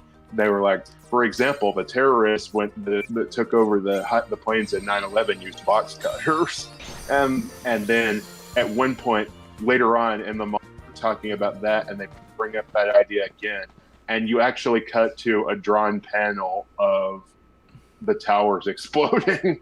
Oh god, bad taste. Yeah, that's why I say the anime's better. The manga's And way there's too like dark for my taste. And there's like 7 panels of Negima in the manga because because O-Grade apparently is a huge fan of Ken Akamatsu, and he actually had a character explain her backstory through reading Negima in series. I remember reading Negima. That's a series that if you want fan service, well, you know, there's a bunch of girls, their clothes are getting ripped off for no reason. The manga is really good. I actually kind of appreciate, on one level, I do kind of appreciate Ken Akamatsu for being a massive troll because apparently after Love Hina, he wanted to make a battle series, but the editor was like, no, we need more girls in skimpy clothes because that's what sells. So he was like, all right, I'll give you your new ecchi series. But after a while, it turned into a straight up battle manga. That's kind of like how Rosario to Vampire is. It's like, yeah, there's a lot of fan service, but it's a battle shonen. At least the manga is. The anime, well, don't watch the anime. Let's just settle this right now. Don't watch the anime for Rosario to Vampire. I did. It's what got me into the manga, and I regret it. I talked about both seasons back when I did that Gonzo month. I really love the manga. It's one of my favorite gems that I just stumbled upon. It's a manga that I just, you know, it's like 20th Century Boys. I was just reading down the list one time because it was college. I needed something to read. Oh yeah, because those are both huge, high quality content. 20th Century Boys and Rosario to Vampire. I took like random recommendations from those sites. I also like for 20th Century Boys, I actually looked at the very first manga on the list because they listed them alphabetically. And I'm like, okay. But I mean, like, it's very, very hard to compare Naoki Urasawa with Rosario to Vampire. I mean, yeah, that's what I was saying. But I mean, I get it. Urasawa is like one of the big daddies in manga. I just stumbled upon it though. Like that's the thing that like really got me about it. It's just like I didn't know. No one told me, but I read Monster. I read Monster on a recommendation, but then I read 20th Century Boys first. So I'm just like, oh wow. I read like both of them near the same time, and like they were very, very good. I know it came out after the manga, but now when I hear Monster, I think of that Skillet song. You know, I must confess that I feel like a monster. Well, which I first heard about thanks to Right to Left. So. Wasn't there an AMV based on that? Like, I remember watching a lot of really good AMVs set to Night Isaac. Night Isaac. Yeah, I remember Sir Night Isaac. Mr. Knight. Yeah, Rosario to Vampire manga is really great. Plus, it's a really good fan service. I mean, like, the Snow Maiden is super hot. I mean, I'm just saying, but like Yuki is what I go for. Shima girl. I think you mean Mizore. It took me a second to think of her Mizore, name. yeah, I couldn't remember names, so I just say Yuki because Yuki means snow in Japanese, and that's well, her name literally means Snow White. Her surname.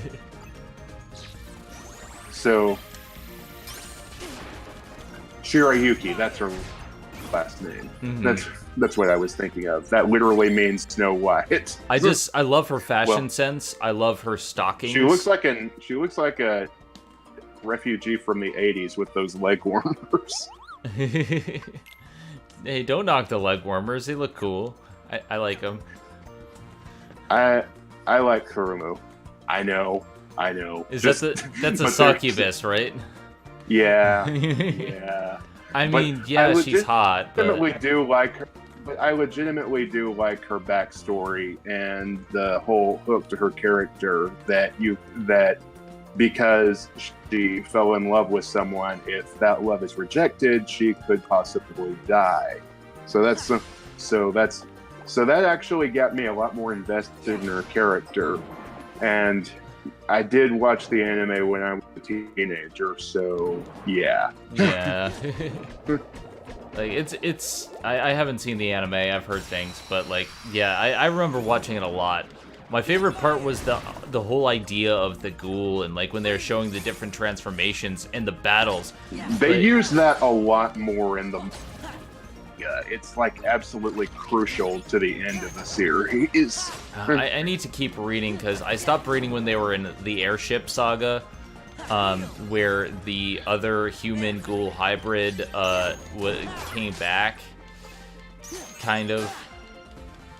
Like they're fighting the evil organization. And funny thing is, I actually saw a comment from somebody on YouTube a while back that was saying, well, I don't like the manga because it has too many dark elements in it. I'd much rather have the anime. And I'm like, the dark elements are what makes it good. Yeah, it's a very complex story, and if you want pointless, ecchi fan service with little to no substance, then yeah, check out the anime. But if you want something a little bit deeper, then read the manga. Oh yeah, my other favorite character is the witch. I like the little witch girl. Ruby? Yeah. Oh no, you're talking about Kari. Yeah. Her. I was thinking of the older witch, Ruby. Ruby's an interesting character too, but the young one is interesting because of like the stuff that you learn about her and her backstory.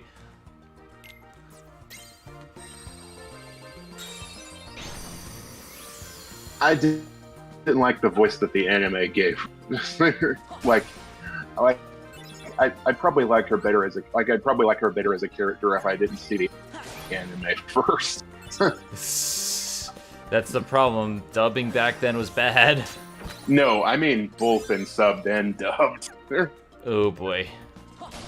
Like she was the obnoxious lolly character, so she. And yes, Ozzy, if you're still here, that is the way I pronounce it. I wonder. They probably went to bed. Knowing how late it is, yeah, a lot of people probably already left by now. I mean, we have been going for 3 hours. And literally in the anime, at least twice, they just randomly decide to give the characters an excuse to sing their image songs. Like, no other anime I've seen has done that. They usually reserve that for the end of the show, if anything. The cool thing about the dub is that they actually dubbed the songs with the voice actors.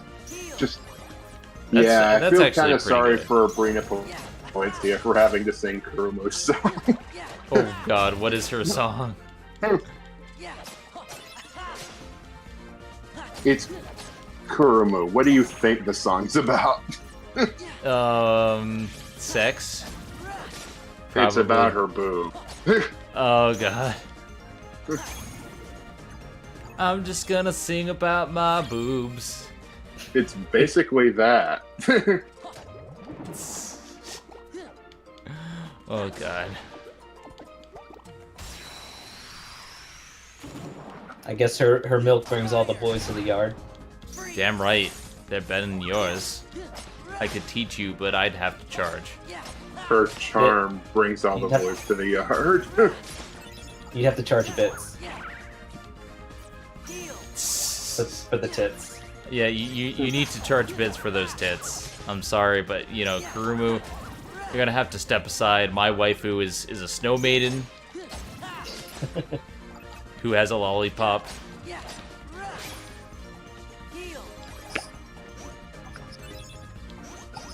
Crap. Can't do it.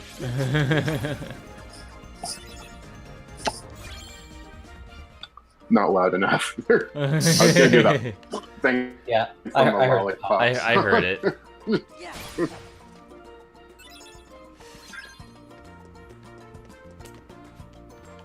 Back in the underrated manga category.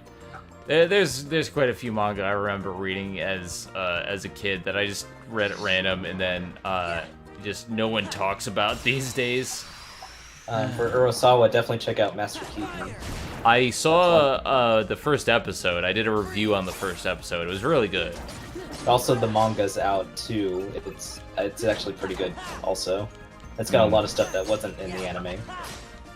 I want to like read more of it. I think I bought myself the hardcover of one of those, and I bought the hardcover Monster, but I need to get my manga collection situation sorted, because at the moment I don't know if I want to start collecting or not, because yeah. Dear God, just sorry to interrupt, but I'm on the What the Fuck Is Wrong With You group on Facebook, and somebody posted this article that someone wrote about how millennials are killing mayonnaise. But Yeah. I like mayonnaise. And the article just drones on forever and ever about it, to the point where, later Ari, to the point where I kind of feel like, I want to do a dramatic reading on it for my channel, because it just the writer really sounds so spoiled. It's like, I mean, millennials are killing the anime industry. I mean, she is writing an article about how millennials killed mayonnaise, but still. Wait, Because mayonnaise belongs with the other condiments. is mayonnaise an instrument? No, Patrick, mayonnaise is not an instrument. What about horseradish? Horseradish is not an instrument. Well, I'm out of ideas. That's the best episode of SpongeBob ever. Oh yeah. It had an amazing song, the humor, the jokes were on point, every single thing was amazing about that. Plus, it also kind of does capture a little bit of the feeling of being in a band, because to no one's surprise, I was a band geek in high school. So- Really? I would never have guessed. From your cape. What do capes have to do with being in a band? I don't know, but no capes. I've said before, I trimmed my cape so it wouldn't be that long. It wouldn't get caught on anything, and I don't fly, so it's not a huge problem. See, I prefer the image of Blackleg Sanji. That's my aesthetic. Well, that and, you know, cutesy girl things, so... You know. Capes are not really my bag. Baby. The Swedish penis in larger pump, that's not my bag. Well, it's definitely not. Yeah, no, it's definitely not my bag.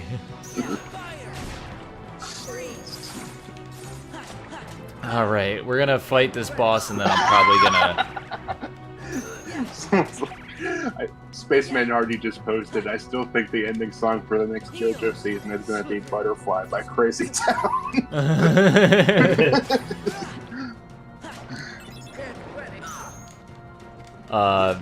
So yeah, I'm going to essentially defeat Ursula, and then I'll probably call it a day. Unless... Ursula the Sea Bitch. Yeah, we've been at this for 3 hours. It takes 3 hours to do 2 worlds in this game, rather than like the last game where you could, like, there was story, but you could at least go through it, like, you know.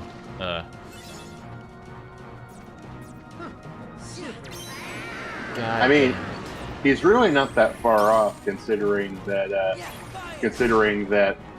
Part 4's ending is just "I Want You" by Savage Garden, a song which nobody liked until it was played in JoJo. So, I like Savage Garden. yeah, but did you remember that song? Yeah. I remembered it once it actually played. Exactly. You didn't remember it until it was played. I mean, I did. That brings me back to weekly manga recap, and when Nick was talking about the seeing the Titans trailer and saying that they were going to take weekly manga recap in a new direction. We're just going to call it weekly manga, and we're going to have a theme song that's like a slowed down version of a song nobody likes. And Rolo T was like, "How about Smash Mouth in the morning when the morning comes?" But we changed it a little to "when the manga comes." and then Annalisa's gonna come in and say that she has a monster inside her, but her mother told her that monsters aren't real. and then people just remember us from the Transmission Awesome days, and they'll be like, "Where's Sean and Paul?" And I go, "Fuck Sean and Paul." Man, I miss Paw. Yeah, I miss music movies too. That was a great series. Unfortunately, it's not a thing anymore, but I mean, he has a child. That's understandable. I mean, that hasn't stopped Elisa. She had the child. I mean, I think what they're doing right now is just like, instead of having them both have a series, she's just doing her thing. So, I mean, I can understand. As for me, nothing gonna stop me. Nothing's gonna stop us now. Alright, I have defeated the Ursula. We did this the second world. You see how long it takes to get through just one world in this game? And it's all just One grinding world. pet. Now and forever. 2 worlds, 1 destiny. Family. Trust your heart. Let's Kingdom fate Heart. decide to guide these lights we see in Kingdom Hearts.